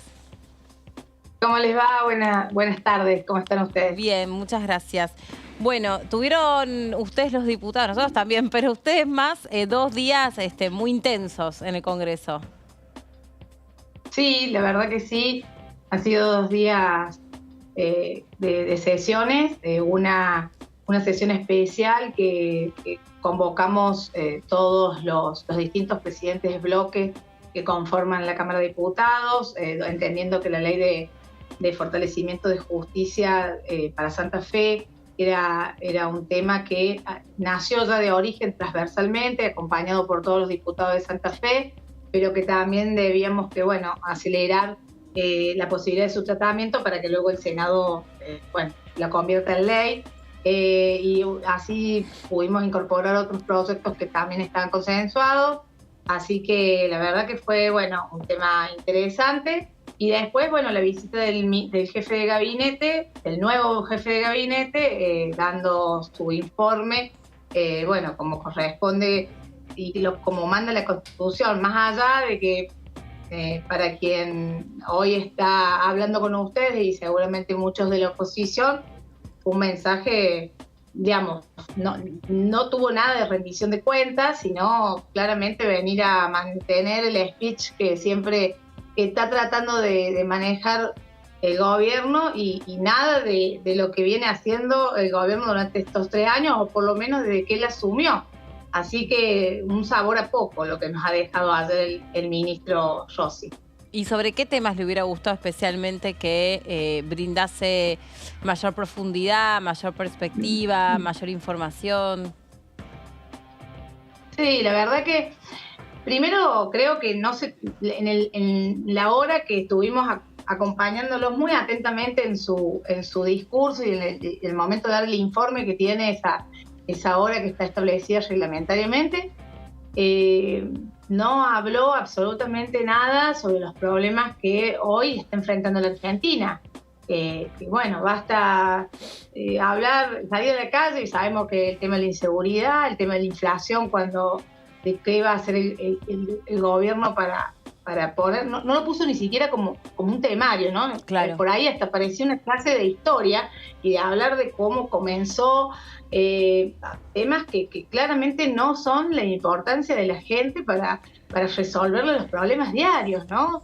El tema de ver cómo este gobierno marca una agenda hacia adelante y dejamos de seguir siendo, un relato endogámico. Después vimos que cuando le tocaba hablar al bloque del oficialismo, eran discursos, y esto está lejos de ser una rendición de cuenta, donde también hay que decirlo que las contestaciones de las respuestas a los diputados llegó el día martes casi a las 10 de la noche. Era muy difícil saber si te contestaron o no te contestaron las preguntas, y al otro día teníamos las 10:30 del jefe de gabinete sentado ahí, una improlijidad. Ojalá se pueda. Yo confío que el ministro es una persona que va a venir a cumplir con su rol de rendición de cuentas. Seguramente ha estado un poco abrumado, le demos la chance por el tema de ser algo nuevo y que tenía que venir tan pronto y no tuvo tiempo de responder, de mandar las respuestas que hemos hecho los diputados, pero la verdad que ojalá podamos rever esta mirada, porque no es para venir a hacer un discurso para la tribuna ni para su gente, sino para rendir cuenta de un gobierno que evidentemente está mostrando alarmas de cuestiones que la sociedad hoy no está encontrando ni respuestas para lo que son los verdaderos problemas, ¿no? ¿Qué tal, diputada? Buenas tardes. Jessica Calcaño la saluda. Yendo ¿qué tal? Mencionaba, bueno, que no quedó conforme con las respuestas del jefe de gabinete cuando respondió las preguntas que le hicieron desde Juntos por el Cambio, desde su interbloque alrededor de la inflación, por ejemplo. El jefe de gabinete tomó distintos aspectos, tanto los factores externos como algunos internos, que incluso dijo que tenían que ver con la puja distributiva, que se ponían en juego las ganancias de las empresas también, que querían pujar para sacar sus ganancias con la escalada de precios. Bueno, ¿qué opinión tiene de esa respuesta concreta que les dio? Y por otro lado, ¿qué propuestas alternativas, ¿no? Para dar respuesta al problema de la inflación plantean desde su bloque? Mirá, la verdad que las respuestas que, primero, vuelvo a repetir, en el informe que él viene a rendirnos cuenta, no habló de estos temas. Segundo, sí surgieron por preguntas de y lejos de dar una respuesta de cómo se va a ocupar este gobierno que dijo que iba a plantear la guerra por la inflación, nos volvió a hablar del relato o de la postura ideológica y demás que ellos siguen manteniendo para seguir entendiendo que hay personas que únicamente les gusta especular y que por eso se produce la inflación, pero no nos hablan de cómo le vamos a dar respuestas a aquellos, por ejemplo, los empresarios que tienen ganas que necesitan fabricar y no pueden conseguir los insumos que necesitan. Tenemos toda una economía paralizada y no nos está diciendo absolutamente nada de cómo va a generar hacia adelante este gobierno las soluciones para evitar tener una inflación de 3 cifras como lo tenemos. Atacó a los medios, volvemos a instalar esta cuestión del enemigo de las corporaciones, de la cuestión del campo como camión especulador o enemigo. Es más, manifestó que comenzó de los discursos del odio y demás. La verdad, en aquella discusión de la 120. Entonces, esa es la sensación de decir, bueno, mira, no queremos que nos respondas con un relato, sino que queremos realmente saber para qué se van a hacer con este manoteo que se hicieron de los fondos de los jubilados. Queremos ver cómo bajamos la inflación definitivamente, porque si creemos que vamos a ir aplicando las mismas recetas, que control de precios, evidentemente decir que la culpa es de los empresarios y nada más, estamos mirando un poquito bastante parcializada la realidad. Y la verdad que propuestas desde Juntos por el Cambio nosotros estamos trabajando, lo venimos haciendo con las distintas fundaciones.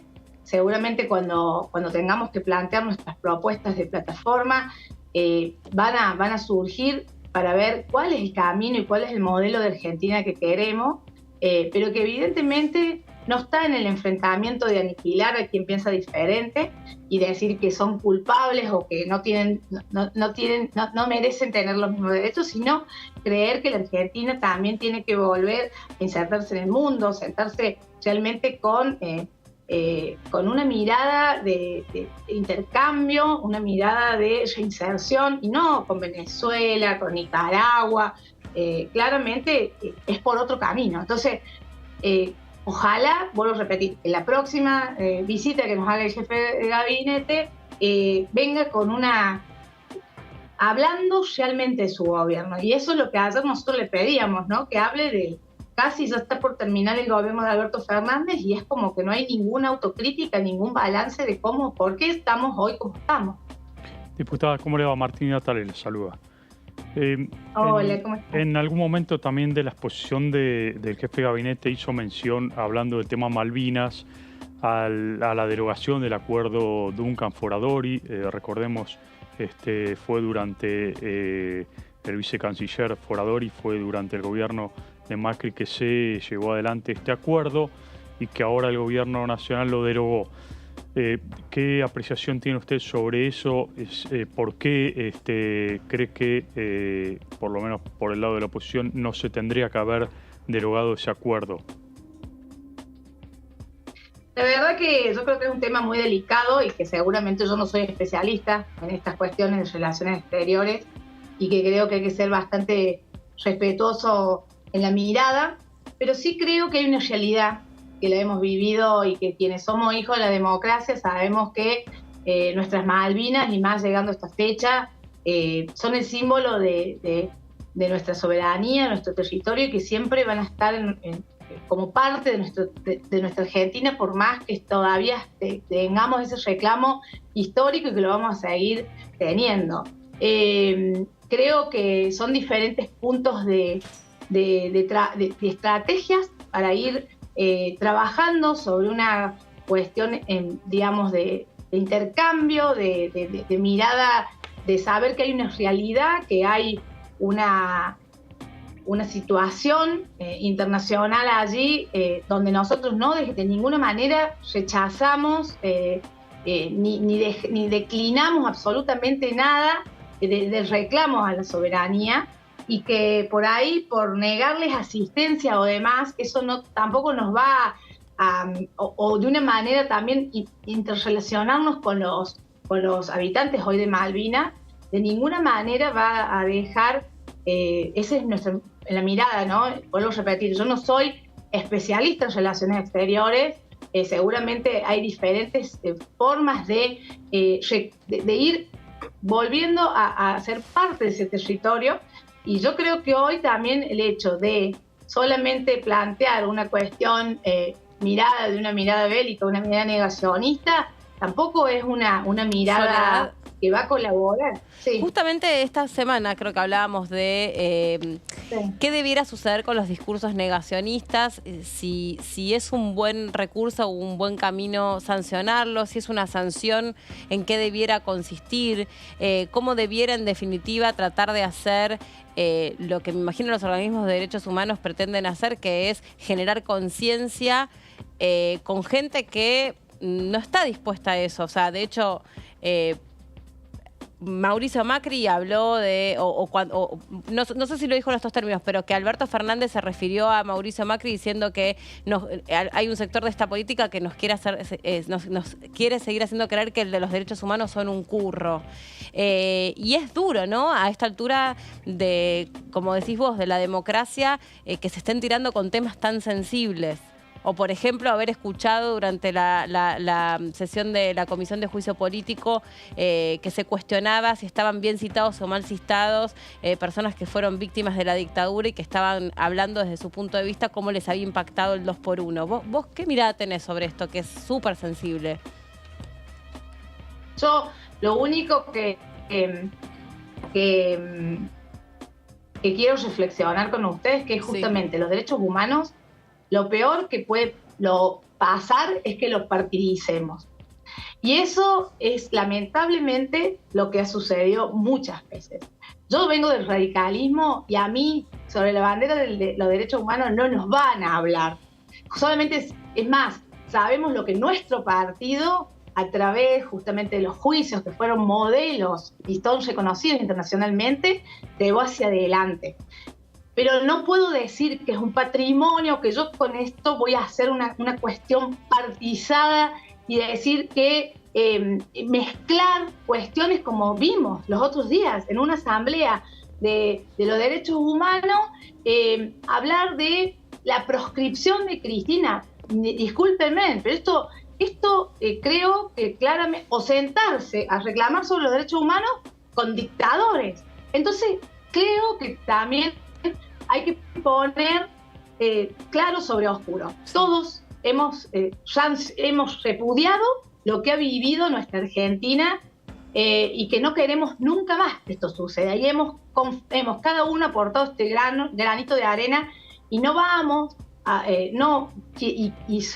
justamente el radicalismo nunca ha hecho de esto una bandera partidaria, más allá de que sí son parte de nuestra ideología y nuestra doctrina que llevamos hacia adelante. Por eso hay mucho detrás de esto y realmente creo que tenemos que, cuando usamos la palabra derechos humanos, debemos llamarnos a la reflexión por el respeto justamente de todas aquellas víctimas que han sufrido el terrorismo de Estado y también que han sufrido ese periodo oscuro de la historia, porque si no también estamos siendo irrespetuosos y creo que a eso hay que tenerle, hay una delgada línea por la cual tenemos que caminar para saber que la Argentina necesita de estas causas a todos. Diputada, en relación a esto, bueno, usted decía, no está de acuerdo en que se partidice o que sea una utilización política.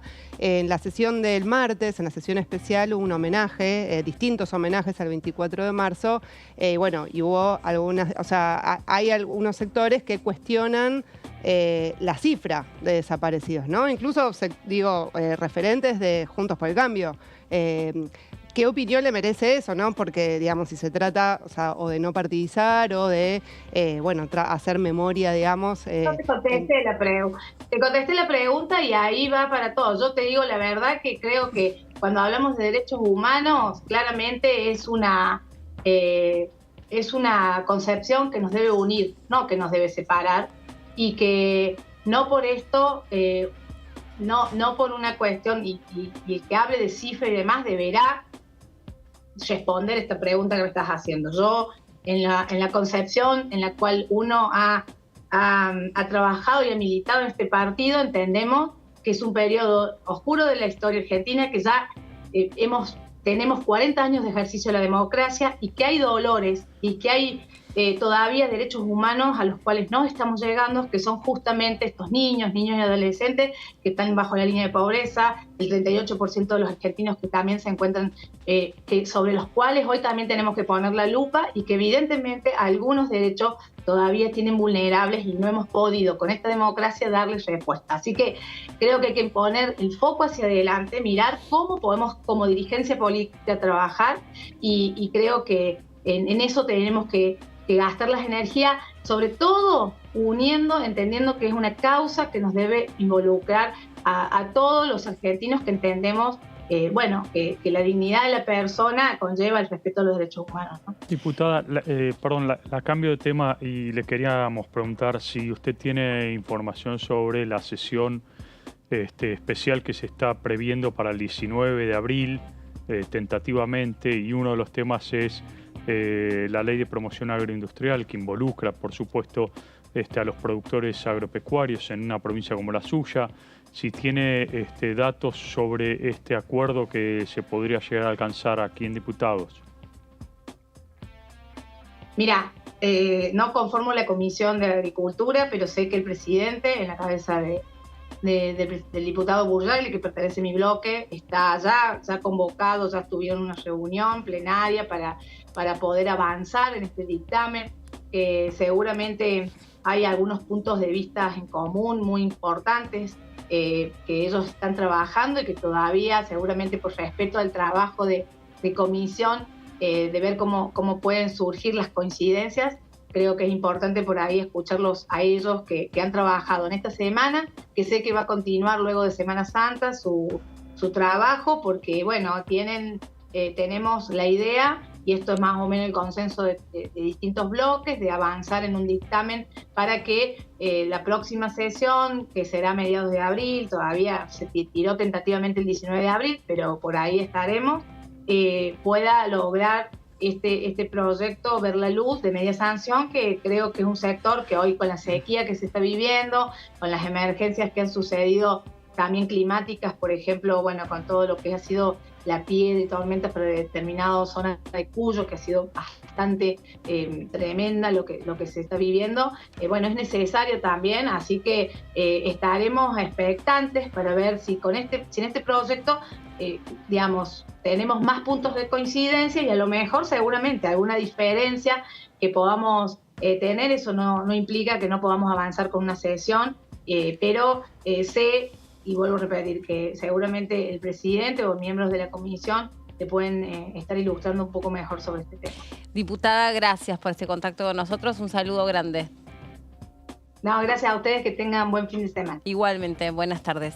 Está la diputada Soledad Carrizo. Habló de todo un poco, nos contestó sobre bueno, sobre algunas polémicas que se generaron en las últimas horas, tanto en la sesión especial, también ayer fue abuchado José Luis Espert, ¿no? También incluso en un momento cuando se cuestionó la figura de Estela de Carlotto, no, perdón, de Eve Bonafini. Hizo varias descalificaciones hacia el jefe de gabinete y también, bueno, por eso también. Pero después habló de Eve Bonafini, creo, cuando se habló de los homenajes que se le habían brindado a ella. Sí. Y ahí también lo abucharon, fue bastante duro en ese momento. Sí, y de hecho el jefe de gabinete retomó, como vimos hace un rato en su discurso, también la polémica de derechos humanos.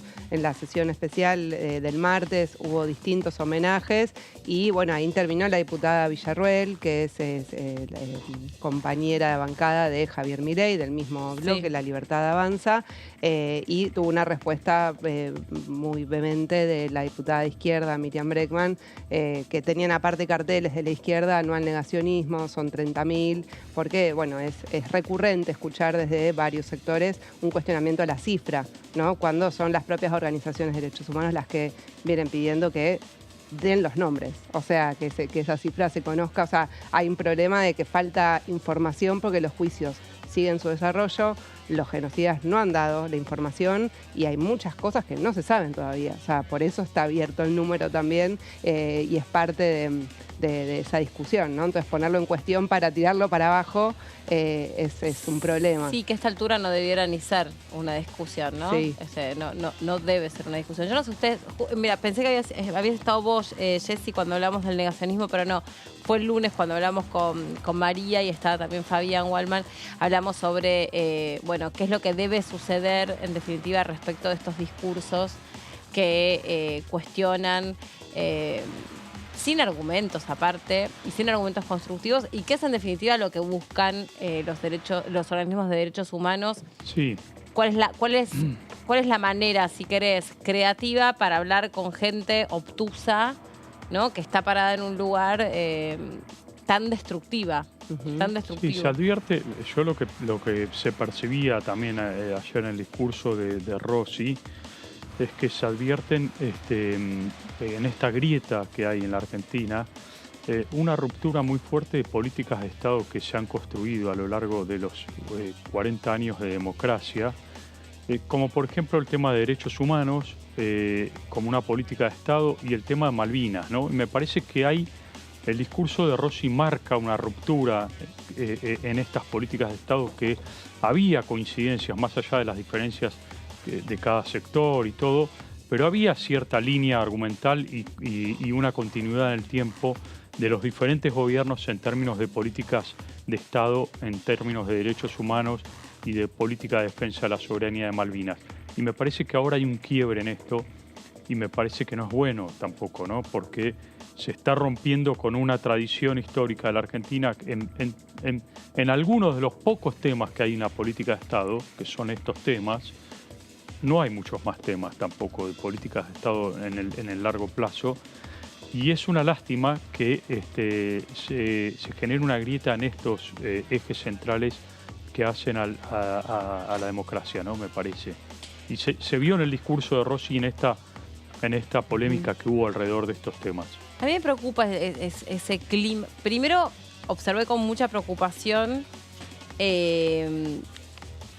lo que se decían en la última comisión de juicio político, la manera en la que se hablaban, la manera tan desproporcionada de los discursos de violencia, cuando hay alguien ahí sentado que sufrió en su propio cuerpo la violencia del terrorismo de Estado. Entonces claro, me parece como tan desubicado, por ponerle un adjetivo, tan desubicado todo lo que se está viviendo ahí. Yo creo que en ese sentido la diputada Corina Gaylar estuvo prudente, dijo, por favor, no le estoy cerrando el micrófono a nadie.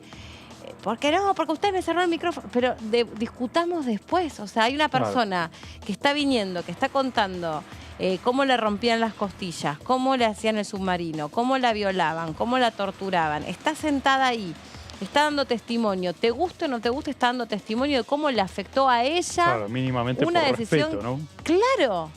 y estaban discutiendo por si te cerraban, te abrían el micrófono, si podías opinar, si no podías opinar. Y si era válido o no que esté como testigo.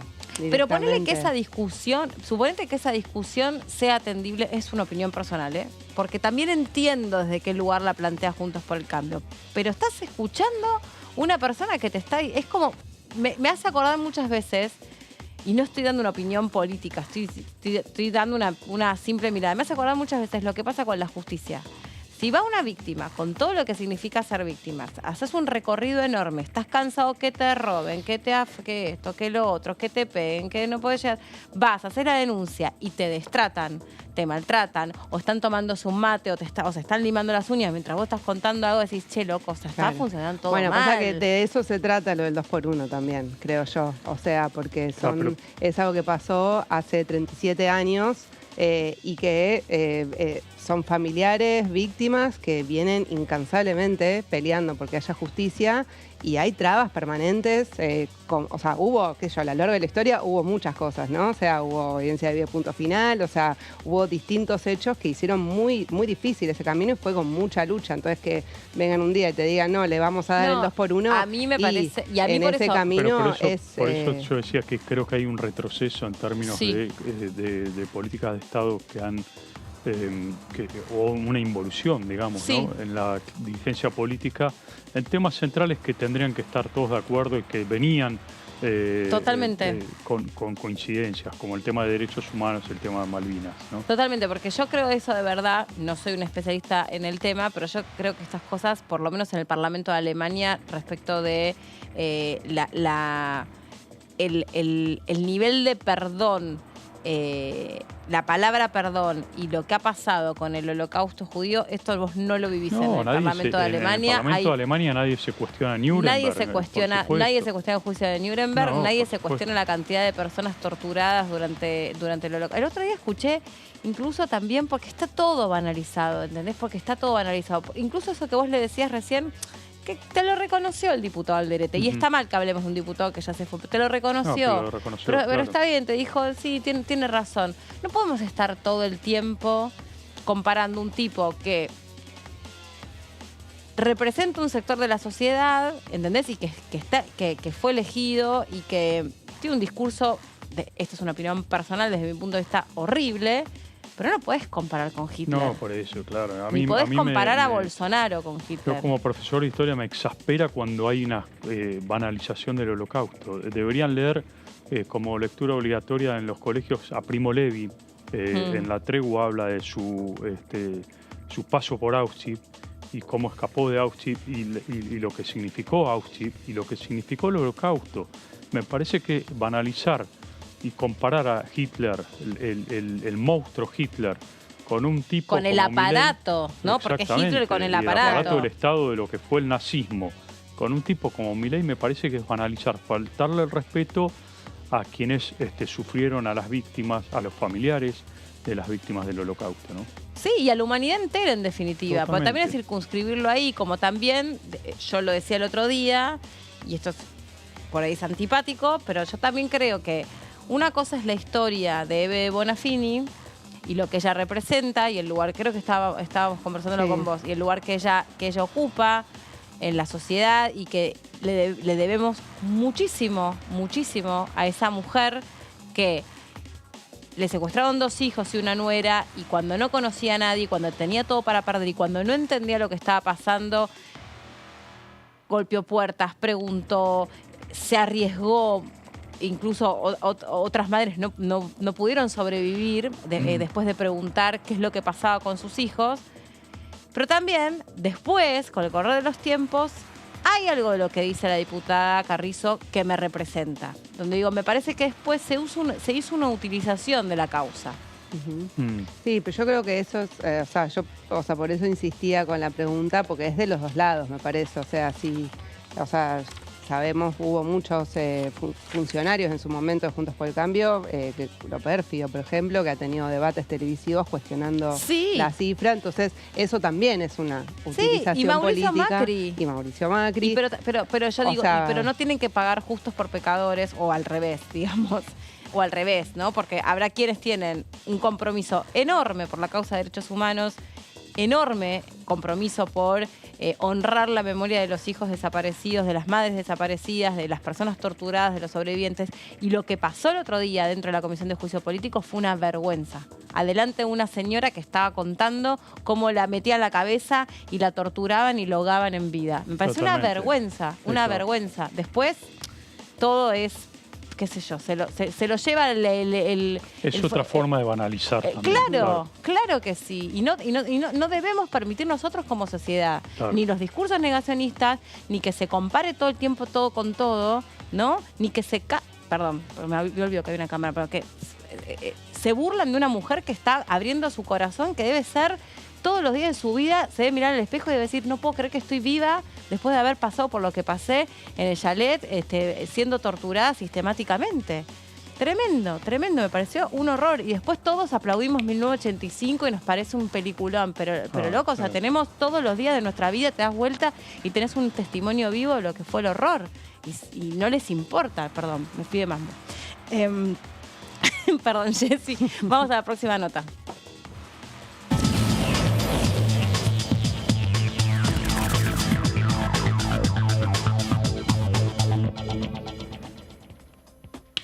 Está del otro lado la diputada Tabela. ¿Cómo le va, diputada? Bienvenida. Perdón, estoy apoyando una botella de agua. Ay, no, se congeló. Se congeló, sí, no, está congelada, chicos, no es que no, solamente no llega el audio, pero me parece que se trabó ahí. Bueno, ahí está, vamos a hablar con la diputada Ania Tabela de Juntos por el Cambio, justamente de Buenos Aires. Ahí la tenemos, ¿no? Hola, diputada, ¿cómo le va? Bienvenida, ¿cómo está? Hola, ¿qué tal? ¿Cómo estás? ¿Me escuchás bien vos? Sí. Sí, perfecto, pero recién se había congelado un poquitito. Sí, porque justamente estamos entre actividades y... y vamos haciéndolo Zoom como podemos, pero estamos bien. Bueno, ¿Todo bien? Sí, gracias por recibirnos este ratito. A ver, ¿qué lectura hace usted de lo que fue la visita ayer del jefe de gabinete? ¿Qué impresión le causó? ¿Qué pasó con eso?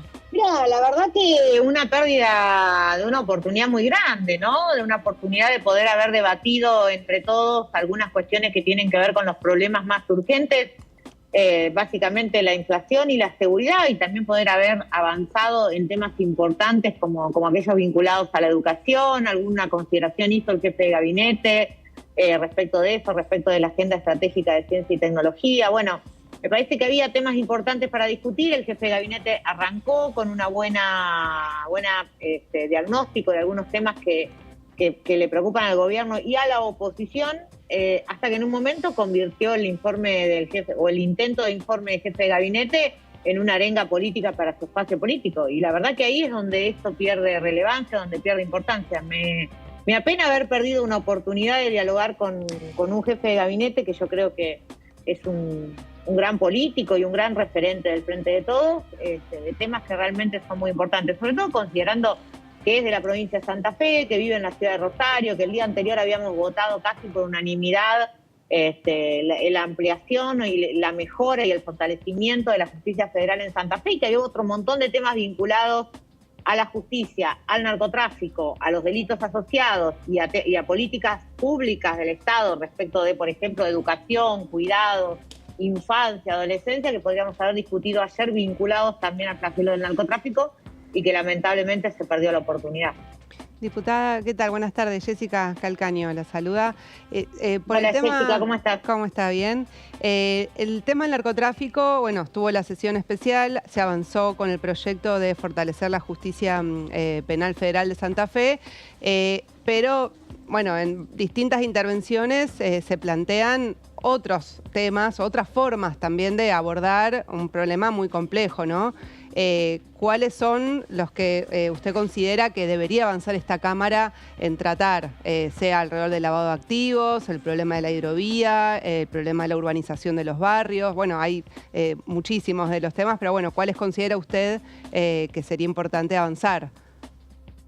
Bueno, lo primero, por supuesto, tiene que ver con legislar y avanzar en la legislación de todos aquellos delitos conexos al narcotráfico, entre ellos lavado de dinero, pero también, digamos, en una estrategia conjunta con los gobiernos provinciales. Yo lo planteé en la intervención, en particular con la provincia de Santa Fe, pero también con las provincias vecinas a la provincia de Santa Fe. Yo soy de la provincia de Buenos Aires, vivo en la zona de Junín. Pergamino, San Nicolás son dos ciudades muy afectadas cuando en Rosario, si se quiere, se avanza sobre el control y la prevención del delito del narcotráfico. Son ciudades que históricamente se han visto afectadas y no estamos lejos de que eso ocurra. Entonces me parece que hay que trabajar en la elaboración de un plan y tiene que ser un plan federal. Ayer el diputado Berongaray me decía también que La Pampa, obviamente cuando Santa Fe mejora sus condiciones de control del delito, La Pampa se ve afectada porque el delito se migra, se traslada, migra.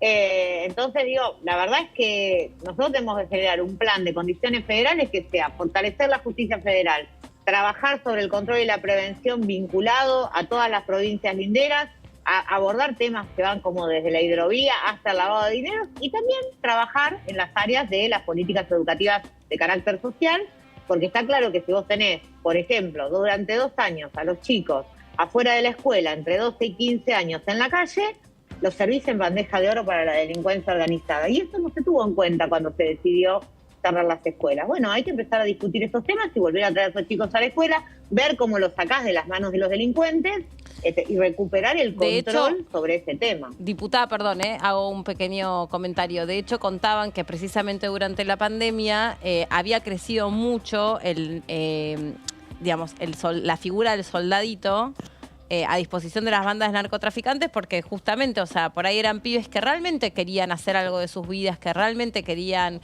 tener un futuro mejor, pero durante 2 años se quedaron sin sus changas o sin la actividad que les permitía algún tipo de sustento. Sin la escuela se quedaron. Y sin la escuela. Sí, también. En el conurbano bonaerense, un chico de 12 años para vender droga del otro lado del puente le pagan 2.000 pesos por día. Pero yo ahí digo, sobre eso que me estás diciendo, que me parece un dato dolorosísimo. Pero también acá todos tendremos que hacer algo por eso, ¿no? Porque si no todos nosotros también, nosotros los comunicadores también tenemos un rol, porque ocupamos un lugar. Tenemos que hacer algo con eso. Porque si no, solamente después todo el mundo sabe cómo viene la droga en Rosario, de dónde viene, si viene por el agua, si viene por un auto de la provincia de Buenos Aires o qué. Y lejos de controlarse está peor. Por eso, el narcotráfico no es un problema que tiene que ver solo cómo ingresa la droga. Porque entonces en ese esquema vos controlarías las fronteras, podrías ser muy eficaz en ese sistema y la droga no ingresaría. Estoy de acuerdo. El problema es que se genera todo un proceso en el cual cualquier decisión equivocada que tomes en una sociedad que está empobrecida, en una sociedad que tiene a sus jóvenes y adolescentes en la calle, en una sociedad donde la justicia tiene serios problemas para funcionar y demás, claramente... Y que tiene algo que para mí la política todavía no alcanzó a medir, que es el nivel de frustración, un enorme nivel de frustración.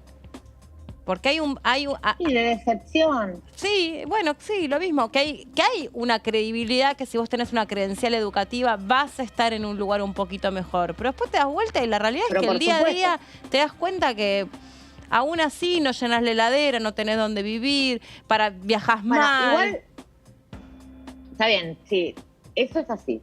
Pero tampoco perdamos el valor que tiene la educación en ese sentido. Yo entiendo que muchas veces en los momentos sociales de frustración y decepción, mira, yo te voy a contar. A ver. Yo me gradué de la universidad en el año 2000. En el año 2001 tuvimos la peor crisis que vos o yo tengamos recuerdo real, sí, ¿no? Por la edad que tenemos.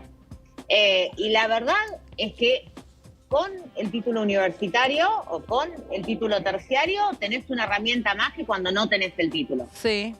Entonces, esto también es importante, porque si nosotros muchas veces, desde esta lógica de, a mí me pasa mucho discutir con colegas tuyos que tratan el tema educativo y plantean, bueno, Google ahora ya no pide títulos, tal o cual empresa no pide títulos.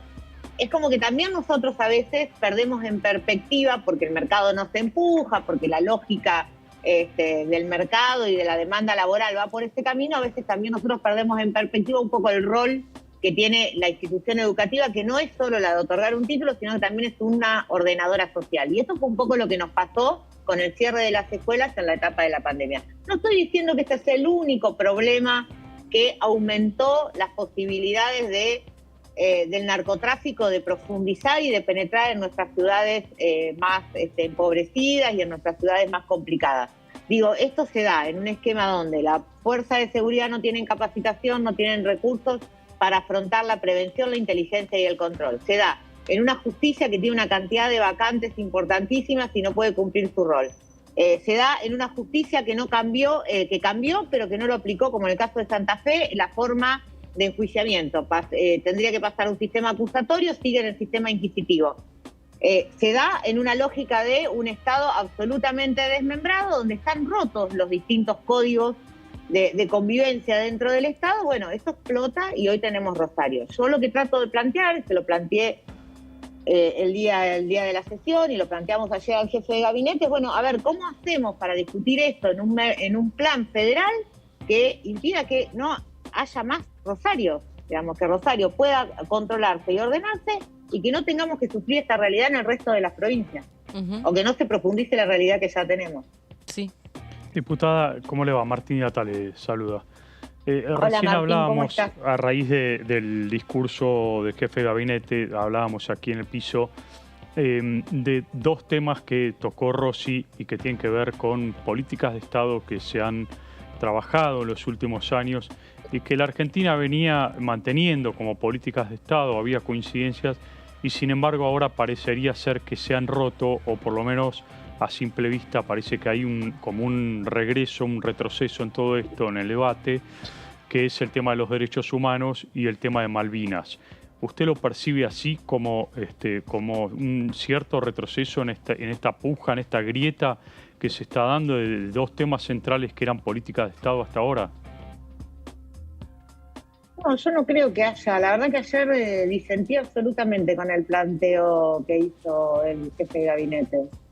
Yo no siento que haya ninguna duda respecto de nuestros reclamos de soberanía sobre Malvinas y de la pertenencia de Malvinas al territorio argentino, como así tampoco creo que haya ninguna discusión sobre la violación de los derechos humanos durante la dictadura militar.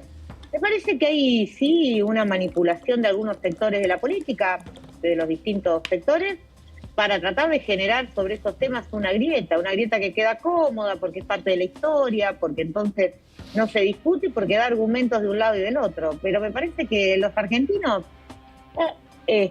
los 47 millones de argentinos no estamos discutiendo esto. Estamos preocupados por el 7% de inflación, estamos preocupados porque los chicos no terminan la escuela secundaria, porque los que lo terminan se van a vivir afuera, buscando otras oportunidades. No veo esa. Mirá, yo tengo amigos, amigas, participo de varios grupos de WhatsApp, no está haciendo esa la discusión. Entonces me parece que es querer pararnos en un relato que hoy no tiene sentido. No estamos preocupados por eso los argentinos, y la verdad que no la veo esa grieta en ningún lado. Hay algunas posiciones políticas que sirven para los discursos, y justo estamos en el mes de los derechos humanos y en el mes de Malvinas, me parece que está bien, pero no veo esa grieta. Las Malvinas son argentinas y los militares en el gobierno de la dictadura violaron los derechos humanos. Desaparecieron de manera forzada personas y se apropiaron de la identidad de otro montón de personas. Y sobre esto no hay ninguna discusión. Muy bien. Diputada, gracias por este contacto con nosotros. Que tenga buenas tardes. Muchísimas gracias a ustedes y que tengan una linda tarde. Chau, hasta la próxima. La diputada Dania Tabela, ahí desde la provincia de Buenos Aires, de Juntos por el Cambio, hablando con nosotros. Bueno, tuvimos un programa de todo un poco. ¿Qué se viene para la semana que viene? ¿Alguna novedad? No hay agenda por ahora, Meli. Claro, pero bueno, es la Semana Santa. ¿No? La semana que viene ya. Sí, Semana Santa. Claro. Semana Santa. Así pero es. habrá Semana preparativos, corta. por supuesto, para la sesión especial que están previendo para el 19 de abril. ¿Y hay algún homenaje que esté previsto para durante este fin de semana? ¿Alguna actividad vinculada a Malvinas? Tema Malvinas. Sí. Sí, hay actividades de la Secretaría de Malvinas y Antártida y Tierra del Fuego, que preside el exdiputado Guillermo Carmona. Están haciendo actividades aquí en la Congreso? ciudad, en Tierra del Fuego también. Hay una vigilia que se hace todos los años. La vigilia de todos los años. Y también, bueno, aquí, ahora no me fijé, pero mañana seguramente sea una buena oportunidad para esto. Recuerden ustedes que el año pasado hubo 2 actos también, ¿no? Organizados por el gobierno, 2 actos distintos. Uno aquí en el Congreso de la Nación y otro que no sé si se dio en el Palacio San Martín. No me acuerdo dónde fue el que organizó el presidente de la Nación. En uno estaba el presidente de la Nación, en otro estaba Cristina Fernández de Kirchner, que se lo cuestionó a Aldo Leiva, que fue a uno y fue al otro, y después cuando estuvo aquí en el Congreso, que le había dicho, le dijo presidenta a la vicepresidenta. Uno fue en el Senado, sí. Exacto, exacto. Sí, en el Salón Azul. Y también hubo una muestra súper interesante justamente que retrataba la vigilia que se hace todos los años, una muestra de fotografía aquí en Ushuaia. Claro. Claro, exactamente. Sí. Para recordar obviamente a los soldados caídos en Malvinas, ¿no? Exactamente, sí. Bueno, y recordar en ese sentido también el trabajo extraordinario que me gusta reconocerlo, que no muchas veces los mencionas, el cuerpo médico forense, gran trabajo, y de antropólogos que han trabajado sobre las tumbas de los soldados caídos para tratar de vincular esas tumbas con pertenencias y poder identificar y que ya no sean soldados solo conocidos por Dios. Me parece que es uno de los trabajos más destacados que han tenido en los últimos años en búsqueda de identidad, ¿no? Totalmente. De eso estamos hablando en definitiva. Bueno, no sé qué hora es. Ya estamos para ir despidiéndonos despacito. Y mañana, bueno, haremos por supuesto el repaso de todo lo que dejó la visita del jefe de gabinete, que fue una extensa visita. No quedaron muy conformes. 8 horas, más de 8, un poquito más de 8 horas. La oposición no quedó conforme. No, que tuvo sabor como a falta de profundidad, ¿no? Sí, pero vieron interpelados también por su discurso. Exacto. Sí. Bueno, muchachos, nos vemos la semana que viene con ustedes, ¿no? Nos vemos. Nos vemos, Meli. ¿A vos no? Sí, la semana que viene. Perfecto, muy bien. Bueno, se quedan con el análisis. Nosotros sí nos vemos mañana aquí a las 2 de la tarde en la segunda edición. Chau, que estén muy bien.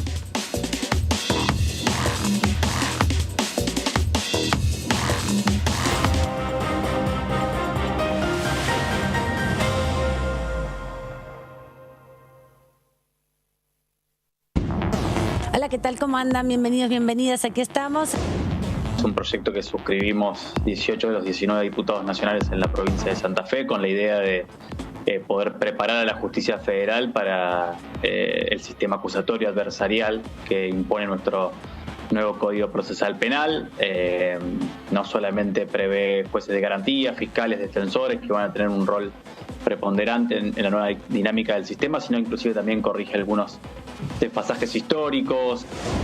47 años del golpe cívico-militar, queríamos recuperar un poco uno de los testimonios que da una de las sobrevivientes de la dictadura, que es una de las que presenta uno de los pedidos de juicio político en su caso particular contra el presidente de la Corte, Horacio Rosati.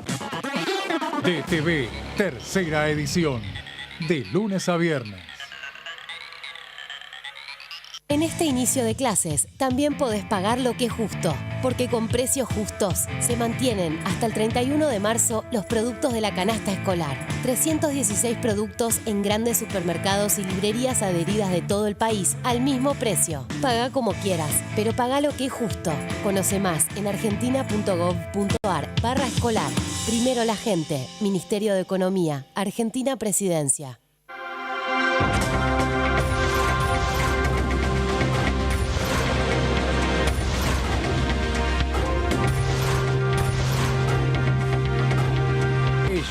Son tu voz en el análisis. DTV, el periodismo en el Congreso.